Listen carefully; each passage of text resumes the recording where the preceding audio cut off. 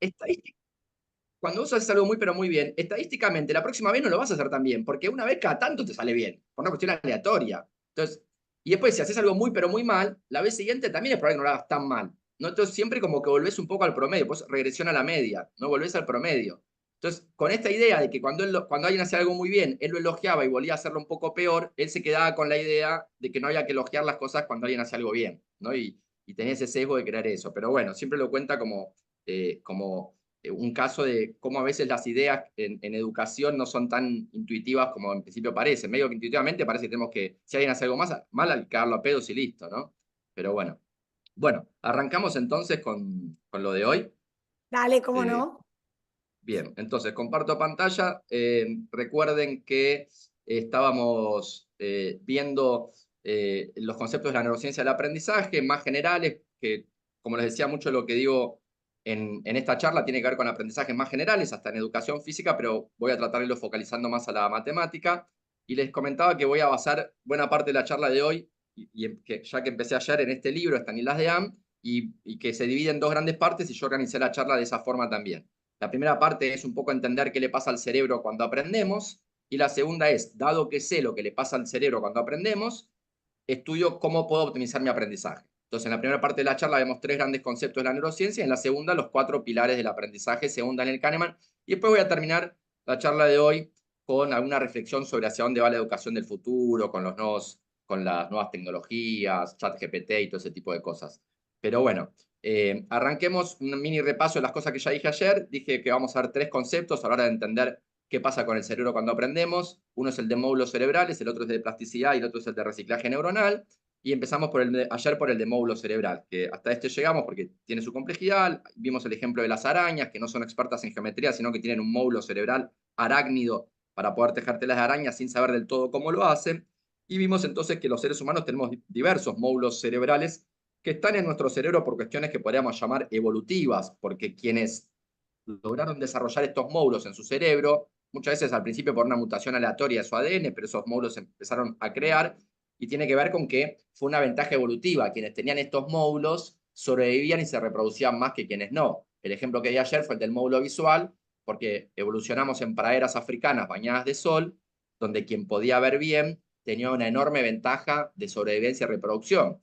Y eso hizo que nuestro cerebro tenga un tercio de su corteza, que es la corteza occipital, dedicada al procesamiento de imágenes visuales. Les comenté que hay otros módulos, creo que esto con Ana lo han charlado bastante, el hecho de que el lenguaje hablado se puede adquirir en condiciones típicas de desarrollo, aunque no así la lectura y la escritura, que sí requieren de una educación formal, esto es más conocido.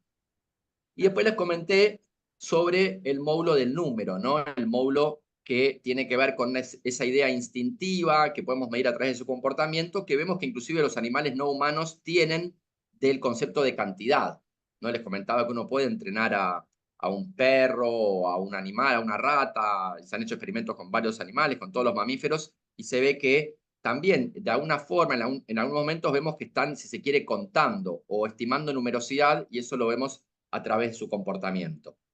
Eh, y hasta acá llegamos, entonces ahora arrancamos con lo de hoy propiamente dicho, y lo primero para contarles tiene que ver con este módulo, con algunas características que tienen que ver con este módulo del número, que les dije que está en una parte muy específica del cerebro, que llamamos la parte horizontal del surco intraparietal, no importa el nombre, pero que sabemos que se activa desde que somos muy chiquitos cuando nuestro cerebro está estimando cantidades y haciendo comparaciones. Y este módulo tiene algunas características que creo que es importante entenderlas porque son las características en las cuales después basamos buena parte del aprendizaje de la matemática, porque tratamos de estimular aquellas capacidades que son más instintivas para nosotros y que nos llevan a tener ciertos comportamientos y a hacer ciertas cosas correctamente sin saber del todo cómo la hacemos, ¿no? Hay una analogía acá muy importante sobre la cual después voy a volver, pero que puede ser útil ya que estuvieron viendo el tema del aprendizaje de lectura y escritura, y es la analogía de que así como un chico aprende a hablar bien sin saber cómo lo hace, un chico no sabe cómo es que habla bien, no sabe que está combinando fonemas para formar palabras y oraciones y cuáles son los fonemas constitutivos de palabras. Si vos le decís cómo hiciste lo que hiciste, no lo sabe, no medio que lo hace instintivamente. Y de la misma forma, instintivamente, un chico puede estimar cantidades, hay muchos experimentos al respecto, pero vos le preguntás cómo lo hizo, no te lo va a poder explicar, ¿no? Y hay una analogía también ahí, que es que, así como para aprender lectura y escritura, tenemos técnicas que hacen que el chico o la chica concienticen lo que ya están haciendo bien al hablar, para después poder entender la relación entre fonema y grafema, entre el sonido y la letra.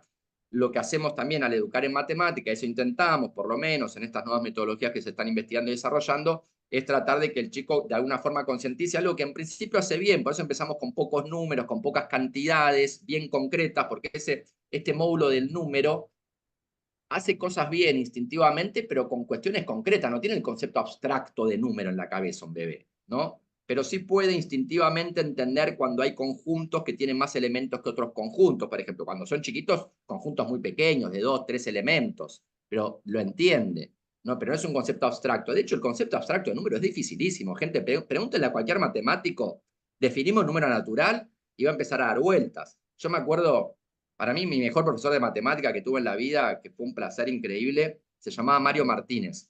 Yo estudié matemática en Brasil. Yo terminé la secundaria en Argentina y me fui a estudiar a Brasil, a una universidad muy buena, se llama Universidad de Campinas, porque mi abuelo daba clases ahí. Y bueno, mi abuelo fue mi ídolo en mi vida y yo quería irme a vivir con mi abuelo y me gustaba la idea de estudiar ahí en Brasil, en ese campus universitario tan importante en Brasil, es una universidad muy importante. Y en el primer año tuvo un curso que era Fundamentos de la Matemática. Me encantó ese curso. Y quien lo daba era Mario Martínez, un argentino que se había ido a Brasil. Y ese mismo año, en el principal diario de Brasil, que se llama todavía Folia de San Pablo, había salido un ranking con los científicos más citados en las diferentes áreas en las universidades brasileñas, citados en la literatura científica. Y Mario Martínez era el matemático más citado de todas las universidades de Brasil. Un tipo que era un genio realmente. Y en la primera clase, me acuerdo que dijo, bueno, vamos a ver los conceptos fundamentales de la matemática, axioma, demostración, vamos a ver lo que son los números racionales, números irracionales, números imaginarios, vamos a definir todo eso. Lo que no vamos a definir son los números naturales, porque a los números naturales los inventó Dios. Así arrancó. Y nunca definió números naturales. Digamos, inclusive un matemático, cuando ves la materia fundamentos de la matemática, no te define un número natural. Asume que sabes lo que es y a partir de ahí define todos los demás, como un número racional, ¿no? Que es un número que puede ser escrito en forma de fracción. O sea, vos definís los racionales en función de los naturales, en función de que, bueno, un racional es cualquier número decimal que puede ser escrito como una fracción. Pero no definiste naturales. Es un concepto fundamental que asumimos que los hablantes del lenguaje comparten. Es un concepto que, por ejemplo, en la física hay ciertos conceptos que tampoco definimos, como el concepto del espacio, del tiempo, que también Newton, cuando escribe su famoso libro Los principios matemáticos de la filosofía natural, que dan comienzo a la ciencia moderna, dice, bueno, yo no voy a definir los conceptos de espacio, tiempo y más. Ahí asumo que todo mundo conoce lo que es. Lo mismo pasa, si se quiere, con algunas palabras. Che, estoy viendo una cosa que es que hay gente levantando la mano. ¿Qué dicen que haga, Victoria, Adriana? ¿Damos lugar ahora o lo dejamos para después? Yo, yo, yo estoy esperando que, a ver si Lupe, ¿estás? Porque no sé Para acá si, estoy. Sí, acá estoy. Por a ver ejemplo, si veo por que hay ahí, alguien, sí, hay Carolina. Carolina levantó la mano, por ejemplo. No sé si darle lugar ahora o preferís, Lupe, que lo dejemos Ahí todo para estoy. más. Mirá, yo estoy dando los ingresos para que sean panelistas. Lo que pasa que o se les apaga rápido la pantalla, no aceptan, después me vuelven a pedir. Así que vos seguí hablando, yo voy dando Y no los es que te ingresos, Bueno, quieren hacer Andrés. una pregunta, Andrés, tranquilo. dale, Tranquilo. vos cualquier cosa, Lupe, me interrumpís Sí, y sí, sí, sí. dale, dale, perfecto. Bueno, les estaba hablando entonces de estos conceptos fundamentales de la educación, en física, en matemática, que uno no define. El último ejemplo, además del ejemplo del número natural, del ejemplo de tiempo y espacio en física, hay un ejemplo más que yo lo doy mucho en clase cuando doy teoría de las decisiones en la universidad, que es el concepto de racionalidad.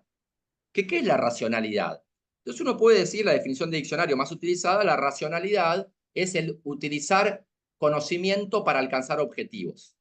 Pues utilizar conocimiento para alcanzar objetivos. ¿Y qué es el conocimiento? Es una creencia verdadera y justificable. ¿Y qué es una creencia verdadera y justificable? Una creencia basada en la racionalidad. O sea, entras en un círculo. Entonces, cualquier diccionario en el fondo es un círculo. Entonces, en algún momento, cuando definís cosas, tenés que asumir que hay ciertas palabras que los hablantes del lenguaje asumen que tienen un significado en común. Y la única forma de que todos nos pongamos de acuerdo sobre el significado de esas palabras, ya que no las podemos definir, es generar pensamientos sobre esa palabra, generar pensamientos que involucren esa palabra y que nos ayuden a todos a entender ese concepto y que podamos entonces ponernos de acuerdo que hay un concepto que, aunque no lo podamos definir entre todos, hay algo ahí que todos estamos de acuerdo que es. Y un poco con el concepto de número es eso lo que tenemos que hacer. Es muy difícil definir un número 3. ¿Qué es el número 3? Uno puede decir, bueno, todos los conjuntos que tienen 3 elementos tienen algo de equivalente y a eso que tienen de equivalente llamamos número 3, pero es una definición rara, hay problemas matemáticos al respecto, anda a explicársela a un niño. Entonces, lo que hacemos, creo, en buena medida es ejercitar este módulo del número que instintivamente puede estimar cantidades y después generar muchas situaciones concretas en el aula donde se ejercita el concepto de número 3, de número 2, de 1, el concepto de número y la relación entre los números, ¿no? Pero lo primero es bien concreto porque este sistema de número, este módulo del número que nos ayuda instintivamente a estimar cantidades, trabaja con cosas concretas del mundo real, ¿no? Y los métodos matemáticos más modernos enfatizan mucho esto de ir en una suave transición de lo concreto a lo abstracto con un andamiaje visual en el medio. Este andamiaje visual teniendo mucho que ver con esto que ayer charlamos bastante, que es que nuestro cerebro es muy bueno para procesar y recordar imágenes visuales y ayuda mucho en el aprendizaje del concepto de número a apalancarse en las experiencias visuales. ¿Y cuáles son algunas características de este módulo de número que está en nosotros desde que nacemos y que nos ayuda entonces a tener algo así como un sentido del número, un sentido instintivo de lo que es el número, lo que es la cantidad? Bueno, la primera característica es que este sistema que está relacionado al sentido del número es un sistema mental innato y que se desarrolla sin instrucción formal. Es como el lenguaje hablado. Y permite a los niños la realización de juicios internos acerca de la magnitud o el tamaño de los objetos. Esto como primera característica. En segundo lugar, es una habilidad preverbal. Empieza a ejercitarse inclusive antes que el niño o la niña empiece a hablar y se activa el momento en que comienza a hacer estimaciones de cantidad, ¿no? Por ejemplo, cuánta agua queda en una botella o ese tipo de cosas. Entonces, esto como segunda característica. Y fíjense que acá siempre estamos hablando de cosas concretas, ¿no? Del mundo real, que los chicos pueden ver, que pueden tocar. No es el concepto abstracto de número, ¿no? También eso es, y esto es lo que yo insistía, no sé cuántos escucharon nuestra charla inicial, al principio nos pusimos a charlar un poco, pero es importante para mí resaltar muchas veces que es un concepto que es independiente de la inteligencia y otras habilidades cognitivas. Y creo que es importante porque muchos chicos y chicas a veces asocian mucho la matemática a la inteligencia y terminan creyendo que si les cuesta la matemática es porque son medio tontos y se autoboicotean y ahí empieza toda la ansiedad matemática, ¿no? Creo que es bueno esto de saber que el concepto de número es un poco ortogonal, un poco independiente de la inteligencia general. A mí, yo hace poco tiempo, les contaba algunos antes, yo empecé a dar bastantes charlas sobre el concepto de discalculia, porque no se conoce tanto todavía, ¿no? Y en función de esas charlas, a veces con mucha gente presente, me empezó a pasar que me escribe mucha gente agradeciéndome porque no sabía, son personas adultas que hasta el día de hoy les da vergüenza ir a comprar cosas porque saben que se van a hacer lío a la hora de agarrar el vuelto y la cajera lo va a mirar con cara de sos un boludo, entonces eso les da vergüenza. Y estas personas me escriben diciéndome, qué bueno que ahora entiendo lo que me pasa, porque bueno, es mejor saber que tengo discalculia a sentirme que soy un boludo, ¿no? Y ahora entiendo por qué me pasa. Inclusive hace poco me escribió una ingeniera en sistemas que tenía discalculia y que me dijo que después de mi charla, bueno, entendió lo que estaba pasando, empezó a hacer un tratamiento y eso le ayudó mucho. Pero fíjense ustedes que era una ingeniera, o sea, tenía perfecto razonamiento lógico. A la hora de programar lo hacía perfectamente bien, cuando tenés que pensar lógicamente las cosas. Le costaba más el concepto de número. Y me dijo que la facultad hizo todas las materias de matemática, donde que implicaba cálculo, la hizo a los ponchazos, como podía, con estrategias ahí compensatorias. Pero bueno, es importante, quiero entender esto de que no tiene que ver con una inteligencia más general, la matemática. Sí, por supuesto, es importante para un montón de tareas cotidianas y para muchas análisis que uno quiera hacer de la realidad, para un montón de profesiones, es fundamental, qué sé yo, para mí, bueno, nosotros mismos que queremos evaluar si nuestra clase funciona o no funciona, un poco de matemática hay que hacer, porque tenés que entender promedios, bueno, funcionó, no funcionó, en promedio les fue mejor a los chicos, no, en qué variables tengo que controlar para tratar de entender qué sirve y qué no sirve. Hace poco un estudio de la India muy interesante, hecho en la India, pero una colaboración internacional entre muchas universidades muy importantes del mundo, con más de 3.000 chicos, donde probaron el método de utilizar el ábaco. ¿Vieron? No sé si vieron alguna vez una imagen de los chicos en China aprendiendo matemática con el ábaco. que es muy impresionante, cómo suman moviendo los dedos a una velocidad Sí, increíble, es muy impresionante. impresionante. Y bueno, y entonces querían tratar de entender si el ábaco funcionaba como método de enseñanza de la matemática. Y un poco la conclusión del paper, después de un gran trabajo muy interesante, con muchos controles, es que parece ser muy bueno, pero sobre todo para los chicos ya con buena memoria visoespacial. Entonces, para poder entender eso, tienes que hacer varios controles y diferentes tipos de cálculos matemáticos. Digo, en todo lo que tiene que ver con políticas públicas, por supuesto, entender un poco de matemática y programación siempre te sirve un montón. De repente, todos tenemos que saber un poco de matemática básica, pero también es verdad que Messi no necesitó saber matemática para su carrera profesional, ¿no? Entonces, como poner la matemática en su justa medida, no exagerar su importancia para que la gente que... Igual esto es algo que recién estamos charlando, a mí me cuesta un poco calibrar exactamente cómo transmitir la importancia de la matemática, ¿no? Para que no parezca, para que mucha gente que le cuesta, y hay un montón de gente que le cuesta, por supuesto, supongo que a muchos de ustedes les ha costado, o les cuesta todavía, pero no quiero que esas personas, cuando yo hablo de la importancia de la matemática, sientan que si no saben matemática es porque tienen algo que les está fallando en su inteligencia general. No lo es, para nada.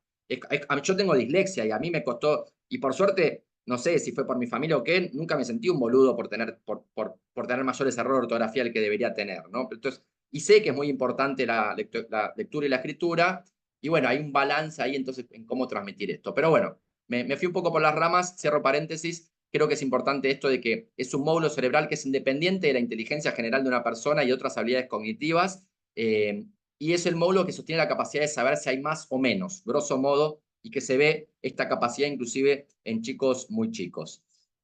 Otra característica del módulo del número es que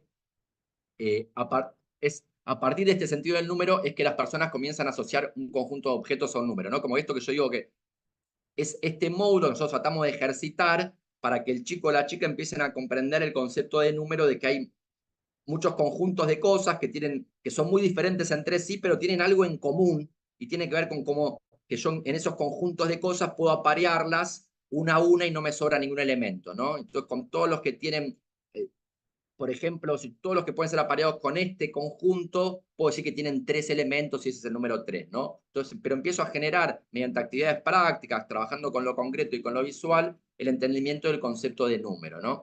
Y por supuesto, esta cuestión intuitiva se consolida con la instrucción formal, ¿no? Y es a partir de la ejercitación de este concepto que se establece la posibilidad inclusive de desarrollar conocimiento del sistema numérico más en general, ¿no? Porque el sistema numérico no es solamente memorizar los números, sino entender la relación entre los números. Una persona con discalculia muchas veces te dice 1, 2, aprender, y esto ustedes lo deben ver bastante, los chicos que recitan 1, 2, 3, 4, 5, sin entender el concepto de número, casi como si fuera A, B, C, D, E, F, ¿no? Como que lo pueden recitar y a veces eso avanzado en la educación sigue pasando, ¿no?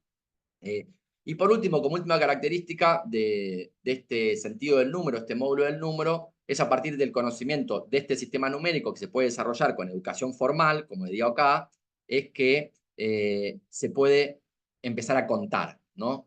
Así que el conteo supone usar esos símbolos para ir hacia adelante y hacia atrás, pero es una segunda etapa en el aprendizaje del concepto del número. Lo primero es esto de lo concreto, lo visual, y después pasamos a lo abstracto y al conteo y al entendimiento de la relación entre la representación abstracta del número y lo que ese número es en el mundo real, ¿no? Bien, vamos al segundo. Entonces, les decía, esto cierra un poco este primer concepto de los 3 que les quería transmitir sobre qué le pasa al cerebro cuando aprendemos, que es el concepto de módulo cerebral, y vamos al segundo, que es el de plasticidad neuronal. El concepto de plasticidad neuronal es un concepto que tiene que ver simplemente con que nuestro cerebro es plástico, ¿no? Bueno, la palabra plástico acá tiene que ver con la época en que con quien introdujo esta palabra, que fue un psicólogo norteamericano, William James, que es medio considerado padre de la psicología científica a principios del siglo XX, y él escribe un libro que se llama Fundamentos de la Psicología, que es para muchos como el primer libro de psicología científica, de lo que hoy en día llamamos psicología experimental, y es un libro que bueno, es un clásico que no se suele leer tanto en las facultades, pero bueno, yo aproveché la pandemia para leerlo. Y ahí descubrí por qué él pone plasticidad a esta capacidad del cerebro de modificar su estructura y funcionamiento. Y tiene que ver con que Él escribe ese libro a principios del siglo XX, primera década del siglo XX, o si no me equivoco, inclusive, no sé si no es la última década del siglo XIX, 1890 y pico. Y es un momento en el que se descubre el petróleo. Y como consecuencia del petróleo se descubre ese material mágico para el momento que era el plástico, ¿no? Imagínense cuando aparece el plástico en la historia humana, era algo mágico, ¿no? Era algo, un material que podías modificar y moldear. Entonces él, estudiando muchos cerebros de animales, dice, miren, los cerebros de los animales también se pueden moldear y van cambiando su estructura, y por eso utilizó la palabra plasticidad o plástico, el cerebro plástico, para referirse a lo que él venía estudiando sobre lo que pasaba al cerebro durante el desarrollo. Por eso hablaba de plasticidad, aunque no es exactamente un plástico, por supuesto, ¿no? El plástico tenés que calentarlo para deformarlo, el cerebro su estructura y funcionamiento cambian, pero no en función del calor o de la presión que ponga, sino que cambian en función del ambiente de crianza, la educación y la cultura. Este concepto, el de la plasticidad neuronal, es probablemente el más difundido por la comunicación pública de las ciencias. Si alguno de ustedes leyó algún libro de divulgación científica, seguro que escuchó hablar de la plasticidad neuronal, y es a su vez también uno de los más antiintuitivos, pienso yo, porque los otros órganos del cuerpo, como los riñones, el corazón o los pulmones, no se modifican estructural o funcionalmente de acuerdo a mi crianza o mi educación, ¿no? El cerebro, independientemente el cerebro, no, perdón, el corazón, independientemente de mi crianza, va a seguir haciendo más o menos lo mismo, va a tener más o menos la misma estructura, lo mismo el riñón, lo mismo los pulmones. Pero el cerebro no, el cerebro es muy diferente. El cerebro es un órgano que en función de tu crianza y tu educación se va modificando, va cambiando estructuralmente, se generan nuevas estructuras, nuevas conexiones, y entonces cambia su funcionamiento. ¿Y cuál es el principio que rige qué partes del cerebro se van a unir con qué otras partes del cerebro? Es un principio muy famoso en neurociencia también, que llamamos principio de Hebb, lo llamamos así en honor al neurocientífico que lo descubrió, y es un principio que lo escribo acá en inglés porque está siempre en inglés, que es neuronas que se encienden juntas se van cableando, digamos, neuronas que se encienden juntas se van cableando juntas. Entonces, y esto vale para cualquier aprendizaje, y acá por eso, vale para aprendizaje de lectoescritura, de matemática, de habilidades motoras, para el deporte, para el arte, vale para todo. Cuando estoy aprendiendo, mi cerebro se está modificando a través del principio de Hebb. Entonces, para dar un ejemplo que ustedes ya vienen trabajando y conocen bien. Para poder adquirir la lectura y la escritura, tengo que lograr que dos módulos cerebrales, de los cuales hemos hablado, que son el módulo de lo visual y el módulo del lenguaje, se empiecen a interconectar. Entonces, al principio, un chico o una chica mira la letra A y con mucho esfuerzo logra asociar esa forma visual que es procesada en la parte del cerebro occipital, en la parte de atrás del cerebro, la parte visual, esa parte reconoce la letra A y tiene que lograr con mucho esfuerzo entender que esas letras se corresponden con el sonido de A.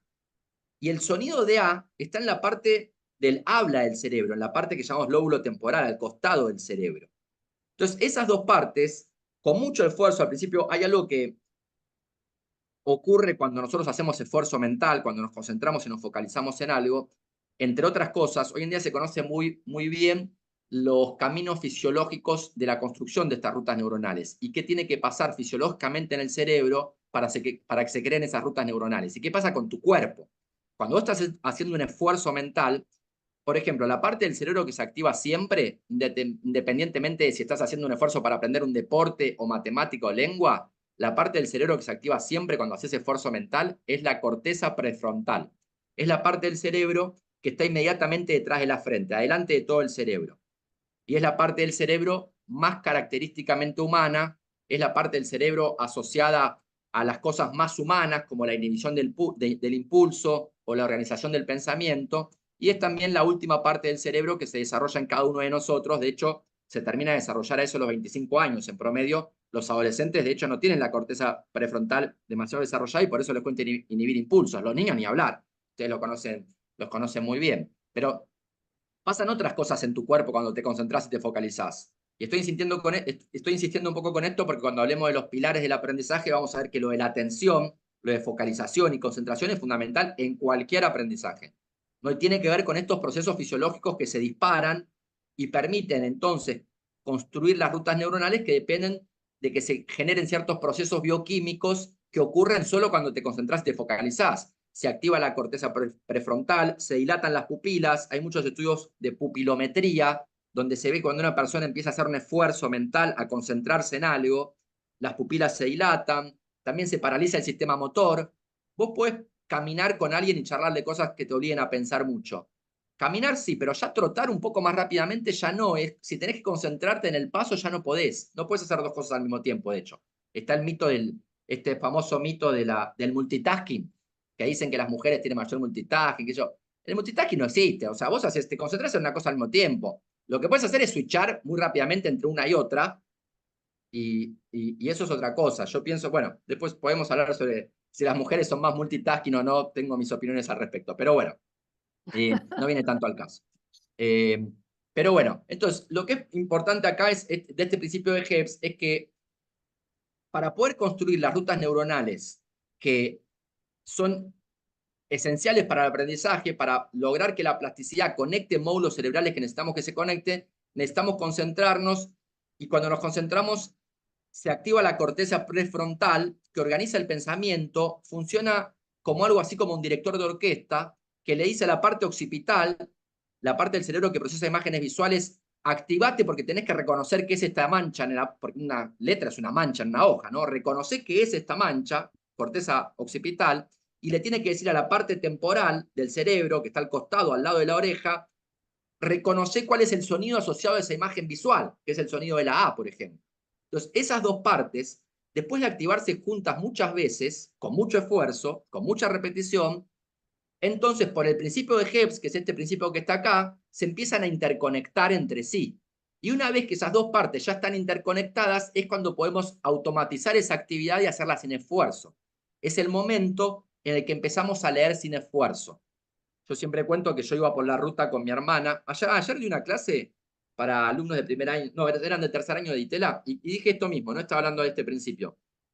Y conté la siguiente anécdota. Le conté la anécdota de que yo con mi hermana, cuando íbamos por la ruta, éramos chiquitos, debíamos tener 5, 6 años, no me acuerdo, habíamos empezado a saber, a alfabetizarnos, y jugábamos a tratar de no leer, porque nos fascinaba la idea de que cuando vos aprendés a leer, automáticamente no podés dejar de leer. ¿No? ¿Les dije ayer lo del oso polar blanco? ¿Hice ese juego, Victoria? Sí, Sí, lo hice. sí, sí, Ok, bien, lo bien. hiciste, lo Es un poco hiciste. parecido. Ya una vez que un estímulo se codifica automáticamente algo en el cerebro, no podés controlar no hacerlo. Y al final, yo conté esta No puedo anécdota. creer que a los 5 años te dabas cuenta de eso. No, bueno, 5 años no sé, tal vez exageré. No, porque estamos en la Argentina, así que tiene que ser después de los 7. No, un poco más grande, sí, sí. O sea, Bueno, ya estaba alfabetizado. No sé, ya ni me acuerdo qué era. Sí, ponele que 7, 8, más o menos uno ya aprende a leer más o menos. Si tiene sí, una sí, educación formal, sí. Bueno, nos fascinaba eso. Yo conté esa anécdota y se me acerca Teo, un alumno que tengo ahí en la Ditela, y me cuenta que él iba en el auto por la ruta cuando tenía esa edad más o menos, y en un momento se largó a llorar, desconsolado, porque no podía parar de leer. Le angustiaba que miraba los carteles y no podía dejar de leer. Pero bueno, muy loco que cuando el cerebro se conecta por la plasticidad para realizar determinada tarea, eso ya queda codificado y lo hace medio automáticamente, y es el momento en que podemos hacer las cosas sin esfuerzo. Y ahí sí puedes hacer dos cosas al mismo tiempo, pero porque una la tenés automatizada, ¿no? Ahí sí. Y creo que eso es, a mí, por ejemplo, que siempre cociné muy poco, no puedo cocinar y hacer otras cosas al mismo tiempo porque tengo que focalizarme completamente en si estoy agarrando la sal o el orégano, por ejemplo. Mientras que los que lo hacen automático hacen otras cosas mientras están cocinando, ¿no? Yo creo que eso está un poco por detrás del mito del multitasking, pero bueno, en fin.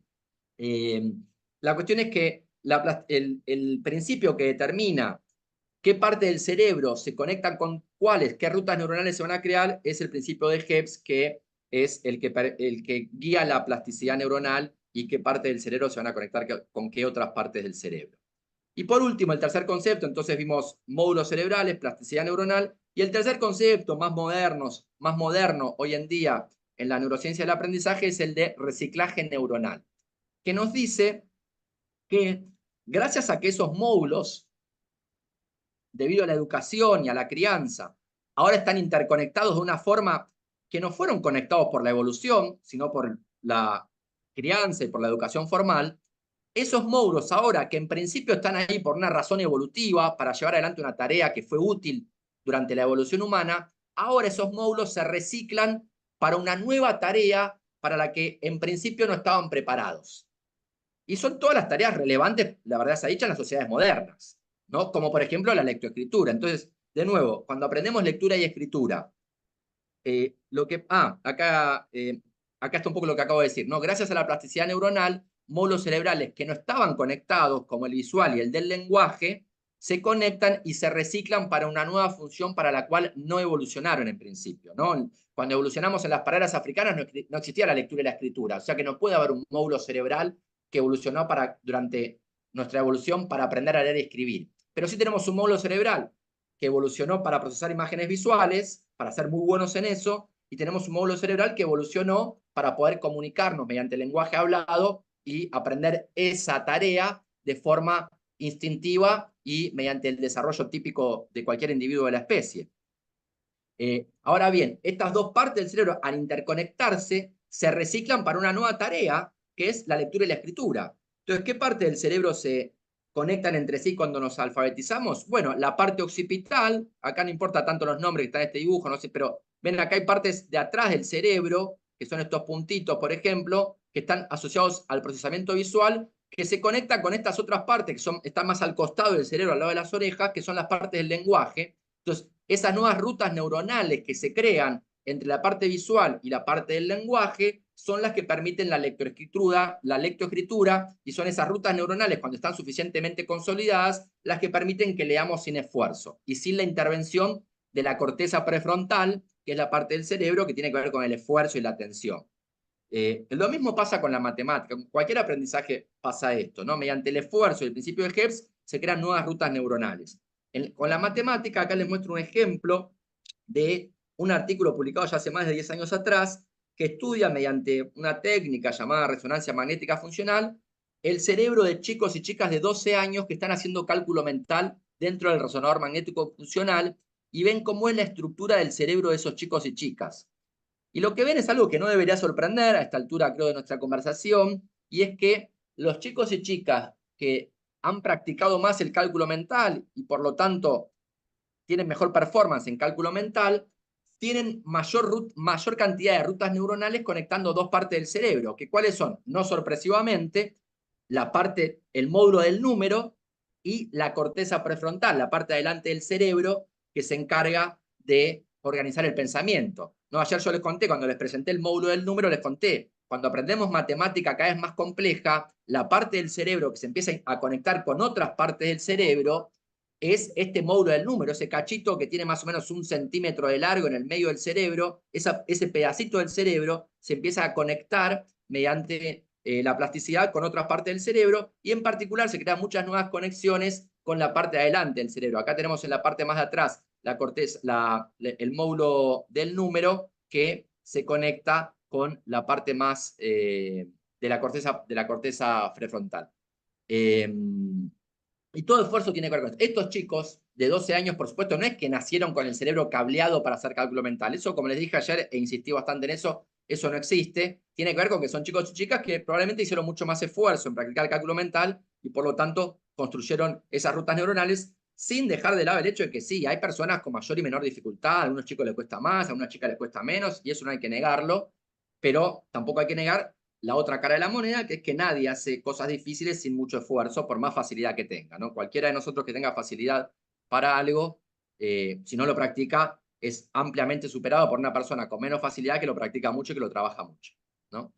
Entonces, un poco como conclusión, a mí me gusta siempre mostrar este último slide que les voy a mostrar, sobre todo cuando doy charlas para jóvenes, adolescentes, como conclusión un poco de todo esto y de lo que sabemos sobre qué pasa con el cerebro durante el aprendizaje. Sabemos entonces lo siguiente, y lo que voy a decir ahora es lo que creo yo que no va a cambiar con las nuevas tecnologías, no va a cambiar con los celulares, con la inteligencia artificial, no va a cambiar en las próximas décadas, yo creo que siglos, ni siquiera con esos chips que está desarrollando supuestamente Elon Musk, que te implantás en el cerebro un chip que supuestamente te permite hacer cosas. Bueno, eso tómenlo con muchas pinzas, ¿eh? Yo soy muy desconfiado, falta muchísimo para que cualquier cosa cercana, porque todo lo que sabemos sobre el aprendizaje, que todo esto que les estoy diciendo, nos dice, o sea, mucha gente vio Matrix y tiene la fantasía de que Elon Musk en breve va a hacer eso, ¿viste? Matrix, te haces un download de un software que vos querés, vieron en la película, de repente él dice, quiero aprender karate, entonces se hace un download en su cerebro de un software y entonces es un karateca experto. Pero eso es absurdo si te pones a pensar, porque el saber karate depende de ciertos músculos también, depende, cuando entendés cómo funciona el cerebro, depende de la formación de rutas neuronales que llevan tiempo y energía en formarse, tiene sus tiempos característicos, son reacciones químicas que no se pueden acelerar, ¿no? Por eso yo, y este es el slide que yo siempre trato de transmitir, y le pongo dibujitos y todo para dejar bien claro que esto es que el aprendizaje depende de la construcción de rutas neuronales microscópicas que llevan tiempo y energía en formarse. Y esto es lo que no va a cambiar con las nuevas tecnologías. O sea, podemos tratar de hacer que el aprendizaje sea más lúdico, tenemos nuevas técnicas para entender cómo funciona el cerebro y cómo lograr que aprenda mejor, pero no vamos a evitar hacer que para aprender necesitas foco, concentración, tiempo y energía. No vas. El otro día vi también una charla para el directorio de Pfizer Argentina. Y la gente de Pfizer, si hay alguien que sabe de farmacología, la gente de Pfizer, ¿no? Y yo les decía, y ellos estaban de acuerdo conmigo, es que no estamos ni cerca de poder desarrollar una pastilla de esas como de la película Sin Límite, que te tragas una pastilla y te haces súper inteligente. Eso no va a pasar. La idea, el sueño de aprender fácilmente en el corto plazo es milenario. Cuando yo era chiquito, mi mamá se había comprado los cassettes para aprender inglés durmiendo. Es como que no va a pasar, eso no pasa. Hay una película de Woody Allen con una escena que a mí me hizo reír mucho, creo que es Annie Hall, que un personaje le dice al otro, me hice un curso de lectura veloz y me leí La Guerra y la Paz en media hora. ¿Viste? La Guerra y la Paz es un libro gordote, un ladrillo. Me hice un curso de lectura veloz, me leí La Guerra y la Paz en media hora. Dice, sí, mira, ¿y de qué trata? Sobre unos rusos. Claro, lectura veloz, ojo con eso también. Sirve para algunas cosas, cuando estás buscando alguna palabra clave, pero si quieres incorporar conocimiento, nada de lectura veloz, gente, lectura tranca, con la pausa reflexiva necesaria para cualquier aprendizaje, ¿no? Digo, y creo que esto a mí me gusta, sobre todo, enfatizar esta parte cuando hablo con adolescentes, que doy bastante charlas para adolescentes, porque nada, un poco para sacarles esa fantasía de que, que en el futuro se van a hacer un chip en la cabeza y ya está, se van a bajar una aplicación del celular y ya está, ¿viste? Si todo ya está, es fácil. No, pará. Eso no va a pasar. Esta parte es lo que no va a cambiar, lo de que vamos a tener que hacer esfuerzo porque el aprendizaje depende de rutas microscópicas que llevan tiempo y energía en formarse, eso es lo que no va a cambiar. Muchas cosas para mí son maravillosas lo que va a pasar con la educación, estamos entendiendo mucho mejor cómo aprendemos. Yo soy un amante de las nuevas tecnologías aplicadas a la educación, creo que va a mejorar muchísimo, creo que las inteligencias artificiales van a mejorar muchísimo también la educación, todo eso lo creo, pero eso no quiere decir que vamos a poder aprender sin esfuerzo, eso es lo que no va a pasar, eso es lo que no va a cambiar. Después voy a tratar de contarles un poco lo que pienso yo que sí va a cambiar, pero lo que no va a cambiar es esto, ¿no? Eh, Yo, bueno, yo, me yo parece. te Sí, puedo dejar descansar un segundo, que respires y te dale, cuento una anécdota. Yo dale, soy, dale. ya conté que soy madre de 5 hijos y bueno, ¿Cinco tenés? Wow. sí, y tengo miles de anécdotas de mis hijos, pero bueno, uno de mis hijos varones, cuando nosotros vivimos en Tandil, cuando termina el colegio secundario y tenía que ir a la universidad, obviamente, como en todas las universidades, le daban la oportunidad de hacer el curso presencial durante la cursada de quinto año o el ciclo básico, ¿viste? Había un formato de ciclo básico, o darlo libre. Y siempre nos acordamos con mi marido que él viene con el cuadernillo de que le habían dado para estudiar y agitaba así las hojas, ¿viste? Que eran, ponele, 20 hojas. Decía, ¿te parece que yo para estudiar estas 20 hojas me voy a tener, porque para hacer el presencial te tenías que subir al bondi, ir 2 veces por semana, viajar a otra ciudad, hacer el presencial, volver? ¿No te parece que para hacer esta... Y nosotros con mi marido nos miramos y dijimos, obvio que se va a estrellar este señor, y obviamente lo dio libre y obviamente se estrelló. Pero bueno, digamos, viste cuando decís, por más que uno les aconseje, les recomiende, esto que acabas de decir vos, no lo terminan de entender o de asumir, ¿no? Sí, siempre hay cierta fantasía, pero bueno, a mí me gusta mucho. Yo después hago unos juegos de magia también donde les muestro que si dejan de prestar atención, hay un juego de magia muy lindo que lo hago siempre al principio de las clases, donde después te lo explico el juego de magia, ¿no? Hago un juramento, les hago hacer un juramento de verdad que no lo van a andar revelando por ahí para no traicionar el juramento de los magos, pero es muy lindo ese juego porque te muestra que cuando te distraes 5 o 10 segundos ya perdés el hilo de todo lo que está pasando. Se los hago especialmente ahora que están con los celulares para enfatizar la idea de que, ojo, porque vos pensás que estoy entendiendo, miro 10 segundos el celular, no pasa nada. Bueno, no, mirás 10 segundos el celular, podés perder el hilo de todo. Y no tenés buena introspección al respecto. Pareciera que no, pero sí, podés perder el hilo de todo el razonamiento que que se está haciendo debido a que miraste 10 segundos el celular, ¿no? Voy a hacer una cosa, Victoria, ¿te parece bien? Voy a concluir con un último slide donde quiero hacer una analogía entre lo que vamos a utilizar para aprendizaje de matemática y lo que sabemos ya sobre aprendizaje de lectoescritura, y hacemos un intervalo de 5 minutitos o 10 y después volvemos, ¿sí? Entonces, Perfecto, quiero terminar impecable. quiero terminar esta parte de entender qué pasa con el cerebro cuando aprendemos, antes de ir a los 4 pilares del aprendizaje, haciendo una analogía que me parece útil, ya que ustedes estuvieron con Ana trabajando bastante el concepto de conciencia fonológica y de los fundamentos de cómo se aprende lectura y escritura. Porque hay una analogía que me parece muy válida, que tiene que ver con lo siguiente. Olviden por ahora lo que está escrito acá en el medio. Nosotros sabemos hoy en día que para aprender lectura y escritura nos basamos mucho en módulos del lenguaje, módulos que, como les decía a ustedes, nos ayudan a hablar en condiciones típicas de desarrollo y aprender un lenguaje hablado sin educación formal. Y lo que hacemos un poco para, en buena medida, cuando queremos que los chicos aprendan a leer y escribir, es hacer que obtengan, que concienticen un poco aquello que ya hacen inconscientemente bien. Y por eso usamos la palabra conciencia fonológica, aunque a veces no me gusta cualquier palabra que despierte ciertos sesgos sobre ciertas grietas, no me gusta usar, pero bueno, es la palabra que tenemos. Entonces, usamos técnicas que hacen que los chicos concienticen la estructura fonética del lenguaje que ya instintivamente utilizan bien, pero tienen que concientizar eso que hacen bien sin saber cómo lo hacen. Análogamente, con la matemática, un chico o una chica cuando es chico sabe comparar cantidades instintiva e intuitivamente, y lo que tratamos de hacer también es un poco que concientice qué es lo que está haciendo su cerebro, y por eso trabajamos no la conciencia fonológica, sino el sentido del número, ¿no? Tratamos de que vaya adquiriendo el sentido de que por detrás de eso que él sabe hacer bien, hay algo que es un concepto que es el concepto de número. Entonces, en ambos aprendizajes, lectura, escritura y matemática, se trata de que los niños hagan conscientes las cosas que ya hacen bien de forma inconsciente e intuitiva, ¿no? Entonces, me parece que es una buena analogía, ya que estamos viendo un poco las formas de aprender las dos cosas. Pero bueno, ahora iba hacia los 4 pilares del aprendizaje, pero si les parece bien, hacemos un intervalo. ¿Cuánto dicen que hacemos? ¿Qué hora es? A ver, son las Sí, 5. Sí. ¿A qué hora volvemos? y 8 y 9 volvemos y Bueno, prometiste Y otros 10. juegos. Y prometiste otros juegos, sí, así que sí, estamos después para hago un jugar. juego. Sí, hago un juego cuando hablamos. Dale.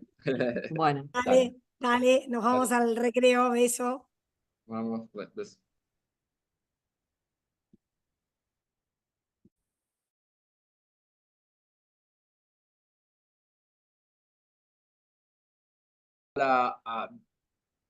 Dado esto que sabemos sobre la necesidad del esfuerzo, la activación de la corteza prefrontal para que se creen las rutas neuronales que gracias a la plasticidad nos permiten adquirir nuevo conocimiento, ¿qué sabemos sobre cuáles son los 4 pilares del aprendizaje? Stanislas Dehaene, este autor que para mí es una gran referencia, habla de 4 pilares que son motivación, atención, feedback y consolidación. Y voy a recorrer rápidamente un poco, medio abuelo de pájaro, todos ellos, para que tengamos también un poco de tiempo de charlar. Después me reinteresa charlar con ustedes sobre estas cosas que estuve contando estos días, pero vamos rápidamente.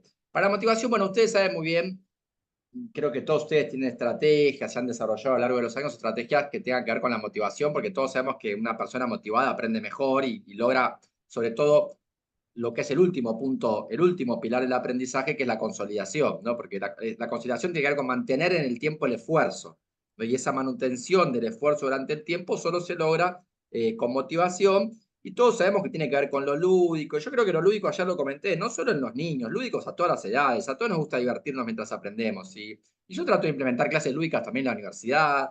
Tiene que ver con la exploración, tiene que ver con el trabajo en equipo y con pares, que también siempre es muy motivante. Y yo le voy a mostrar ahora uno, pero cada uno tiene sus trucos, sus secretos. Yo le voy a mostrar, por ejemplo, un truco ya de paso, así hacemos algo más lúdico, de cómo yo motivo a estudiantes cuando estamos por aprender álgebra. Y voy a hacer un juego matemático que parece difícil. Este se lo voy a aclarar a ustedes, pero bueno, porque ya está, estamos en esta y les tengo que decir la verdad.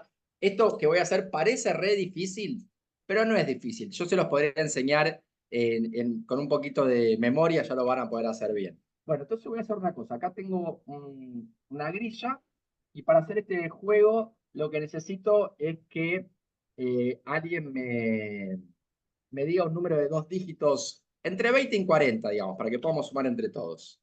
Me pueden escribir ahí en el chat, un número de 2 dígitos, por ejemplo. A ver, eh, Ahí, 23 me dijo alguien. Bien, vamos con 23. Entonces yo acá voy a anotar varios números. Denme un segundo. Mientras les cuento que hoy a la mañana me levanté, ¿ven, no? Ahí, sí. Sí, perfecto. Hoy me levanté pensando en 1 más 2, después seguí pensando en 2 más 1, y después seguí pensando en 2 más 1, medio obsesivo. Entonces me preocupé, entonces lo llamé al médico, le dije, doctor, ¿qué es? Y me dijo, estrés. Bueno, eh, ahí va. Es que, no, ¿saben? Lo que pasa es que me preguntó Victoria si mi presentación tenía chistes matemáticos. Entonces yo le dije, más o menos, por. Bueno, ahora sí. Me dijeron 23. ¿Ven acá el 23 en algún lado? No se ve, ¿no? Bien, No. pero ahora síganme. Miren, 3 más 1, 4. Más 12, 16. Más 7, 23. 11 más 8, 19. 19 más 2, 21, más 2, 23. 5 más 10, 15. Más 3, 18, más 5, 23. 4 más 4, 8. Más 6, 14, más 9, 23. Todas las pilas suman el número que me dijeron. Sumamos ahora las columnas. 3 más 11, 14. Más 5, 19, más 4, 23. 1 más 8, 9. Más 10, 19, más 4, 23. 12 más 2, 14. Más 3, 7, más 6, 23. 7 más 2, 9. Más 5, 14, más 9, 23. Todas las pilas y las columnas suman 23. El número que me dijeron y que yo no sabía. Podía haber sido cualquier otro número. Pero esperen, ¿vieron? Porque hay más. Miren, por ejemplo, acá las 4 del medio. 8 más 2, 10. Más 10, 20. Más 3, 23. Miren las 4 de acá. 3 más 1, 4. Más 11, 15. Más 8, 23. Y las 4 de acá. 12, 7, 19. Y 2, 21. Y 2, 23. Y las 4 de acá. 13, 5, 8. Y 6, 14. Y 9, 23. Y las 4 de acá. 5 y 4, 9. Y 4, 13 y 10, 23. Está por todos lados. Y por ejemplo, estas 4 de acá. 10 más 3, 13. Más 4, 17 más 6, 23. Y las 4 de acá. 12, 13. 15, 23. Está por todos lados. Y esperen porque hay más. ¿Vieron que hay más? Miren, por ejemplo, estas con estas. 2 más 5, 7. Más 5, 12, más 11, 23. Y estas con estas. 4 más 6, 10. Más 1, 11, más 12, 23. Está por todos lados. ¿Y vieron que hay más? Miren, por ejemplo, las 4 de las puntas. 3 más 7, 10. Más 9, 19, más 4, 23 también. Y para terminar, porque en algún momento hay que terminar, las diagonales cruzadas. Estas con estas. 5 más 6, 11, más 11, 22, más 1, 23, y estas con estas, 12 más 2, 14, más 4, 18, más 5, 23. Ahora sí, un aplauso para el cuadrado mágico. Un aplauso. En fin, bueno, esta es parte, esto me encanta a mí porque, bueno, es una estructura matemática fascinante. Se llama el cuadrado mágico, realmente, y al parecer lo descubrieron. Bueno, vieron que en matemática hay una discusión sobre si las cosas se descubren o se inventan. Bueno, así que lo descubrieron o lo inventaron. Muchos pueblos antiguos, parece que los persas, los chinos, y en China, India y Persia hay registros de cuadrados mágicos hace más de 2000 años. Al mundo occidental parece que lo trajo un matemático francés del siglo XIV. Y hoy en día se estudia muchísimo este tipo de estructuras. Todas las sociedades antiguas que descubrieron el cuadrado mágico le atribuyeron propiedades mágicas y esotéricas. Me imagino que no es para menos. Siempre digo, imagínate que estás hace 2000 años boludeando al borde del Himalaya con números y de repente te encontrás con esta estructura, ¿no? Lo llevas al jefe de la tribu y le haces un monumento. Y es una estructura que es increíblemente sorprendente y versátil para todas las edades y públicos. Yo lo hago para chicos de 7, 8 años y cuando empiezan a entender el concepto de número, porque ahí es cuando empiezan a entender la dificultad, ¿no? de que esto se pueda hacer. Lo hago para adultos, lo hago en un boliche a las 3 de la mañana, todo el mundo está medio copeteado y lo haces y la gente empieza no, como que se pone medio viscos, muy interesante. Y digo yo que no es difícil de hacer, parece difícil, pero no es difícil, es una regla fácil para escribir los números. Y digo, yo lo uso como motivación bueno, en general para matemática, pero es verdad que para el álgebra es especialmente interesante porque cuando un chico o una chica, muchos, viste, los chicos se quedan, viste, como son. Entonces vienen y quieren saber cómo lo hice, entonces empiezan a ver qué número tengo que poner acá para que me dé esta suma de acá y esta de acá, y están haciendo en su cabeza, tratando de resolver una ecuación acoplada, o sea, están haciendo álgebra, pero como que sin introducir un concepto de dado X, cuál es el que, automáticamente se motivan a hacerlo. Siempre cuento una anécdota de que una vez me invitaron una de las cosas que me gusta por la que hago matemagia es que me saca un poco de mis ambientes académicos y me gusta y me permite como ir a otros ambientes y me transformo medio en un antropólogo que le gusta conocer otras no sé, ambientes y vidas. Entonces, varias veces me invitan a lugares raros. Me invitaron a hacer este espectáculo en la escuela de circo, en un espectáculo de circo en Buenos Aires, bastante conocido, el Circo Criollo. Y me acuerdo cuando llegué, estaba el hijo del acróbata, que era el dueño del circo. Y estaba ahí por ahí dando vueltas. El pibito tenía 6 años y ya tenía un triple mortal en el suelo y caía, ¿viste? Estaba boludeando por ahí. Y me ve a hacer el espectáculo. Yo además esto cuando lo hago con el público, hago que me voy volviendo loco. Entonces como que empiezo a ver el número por todos lados y entonces al final vienen 2 patobicas y me agarran mientras yo me voy gritando, no, el 23 está por todos lados, el 23 está por todos lados. ¿Viste? Entonces como que hago una cosa medio teatrera. Y el pibito que era un pibito, le encantó, se cae de risa. Y después se me pegó. O sea, después yo me estaba atrás del escenario con todos los artistas y se me pegó el pibito y me empezó a preguntar, ¿pero cómo lo hago? A ver, ¿pero qué? ¿Puedes hacer esta cuenta? Y me empezaba a desafiar con cuentas. Yo le iba a ver, a traer una calculadora, vamos a hacer una cuenta vos. Y yo les proponía, qué sé yo, 10 más 10, ¿viste? Cosas simples. Pero se me pegó, durante las siguientes 2 horas estuvo al lado mío desafiándome con cuentas. Y entonces le digo al padre, che, a tu hijo le encanta la matemática.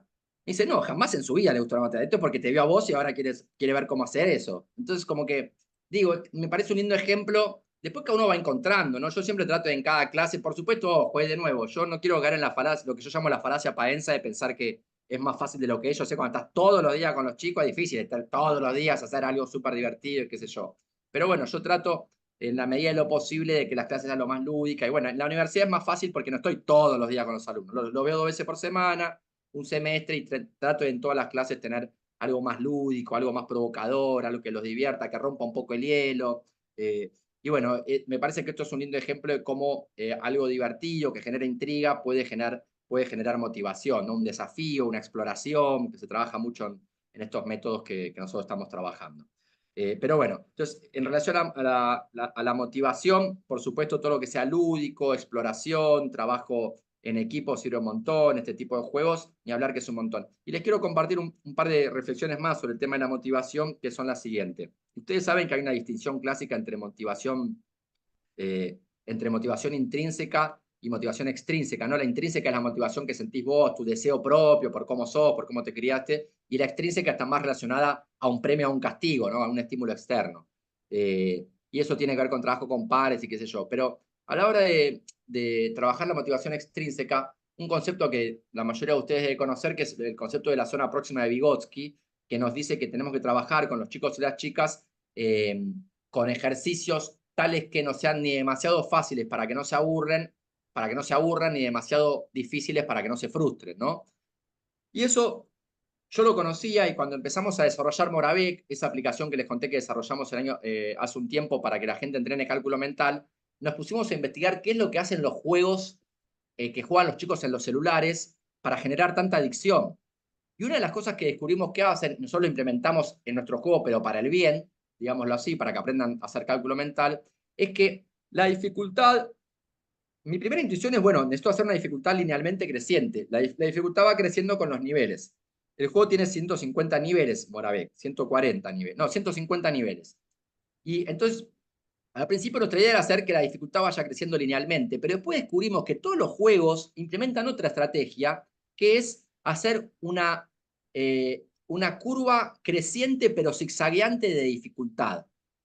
Entonces nosotros hicimos lo mismo, y es muy loco cómo manipulás un poco la motivación y la dopamina que genera el cerebro, porque un poco, creo que lo que pasa un poco subjetivamente es que vos decís, uy, soy un genio, y después, uy, no, soy un boludo, ah, no, soy un genio, ah, no, no, soy un boludo, ah, no, soy un genio, ah, pero soy un boludo. Y como que esa manipulación, si se quiere, es lo que en buena medida muchas veces hace que los chicos se atrapen en los juegos. Y nosotros lo hicimos en Moravec, y creo que en parte explica un poco el éxito de Moravec, que tuvimos esta estructura creciente pero zigzagueante en niveles de dificultad, y eso hace que creo que te enganche más la actividad, y me parecía algo interesante de compartir, porque no sé cuánto de esto se lleva a aula de aula o no, y me parece que es algo que es interesante de conocer y de probar, aunque imagino que muchos de ustedes intuitivamente saben estas cosas, que hay días que hay que tirar cosas más trancas, más fáciles, y otros días que estamos más dispuestos a empujar un poco cosas más difíciles. Una última cosita sobre motivación, y después paso a lo siguiente.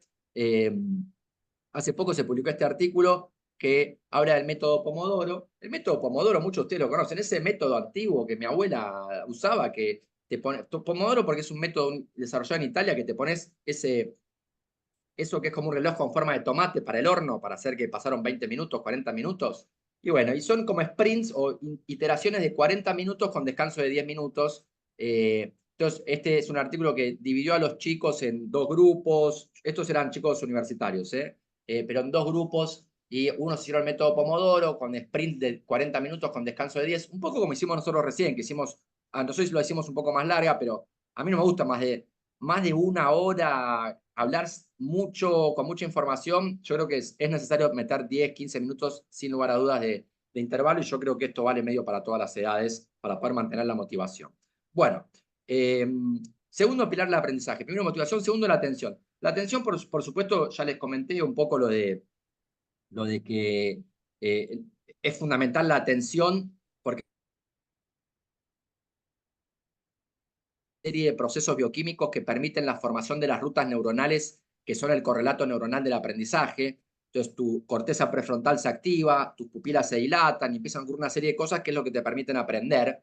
Y es fundamental, creo yo, comprender que no hay nada que quede en tu memoria que no pase por tu atención, que es lo que escribí acá, ¿no? Yo siempre cuento, los textos de magia trabajan mucho con toda la teoría de la magia, el ilusionismo, trabaja mucho con la idea de que los seres humanos somos muy malos para darnos cuenta lo importante de la atención para la memoria, ¿no? Y cómo una pequeña distracción hace que ciertas cosas no queden en tu memoria.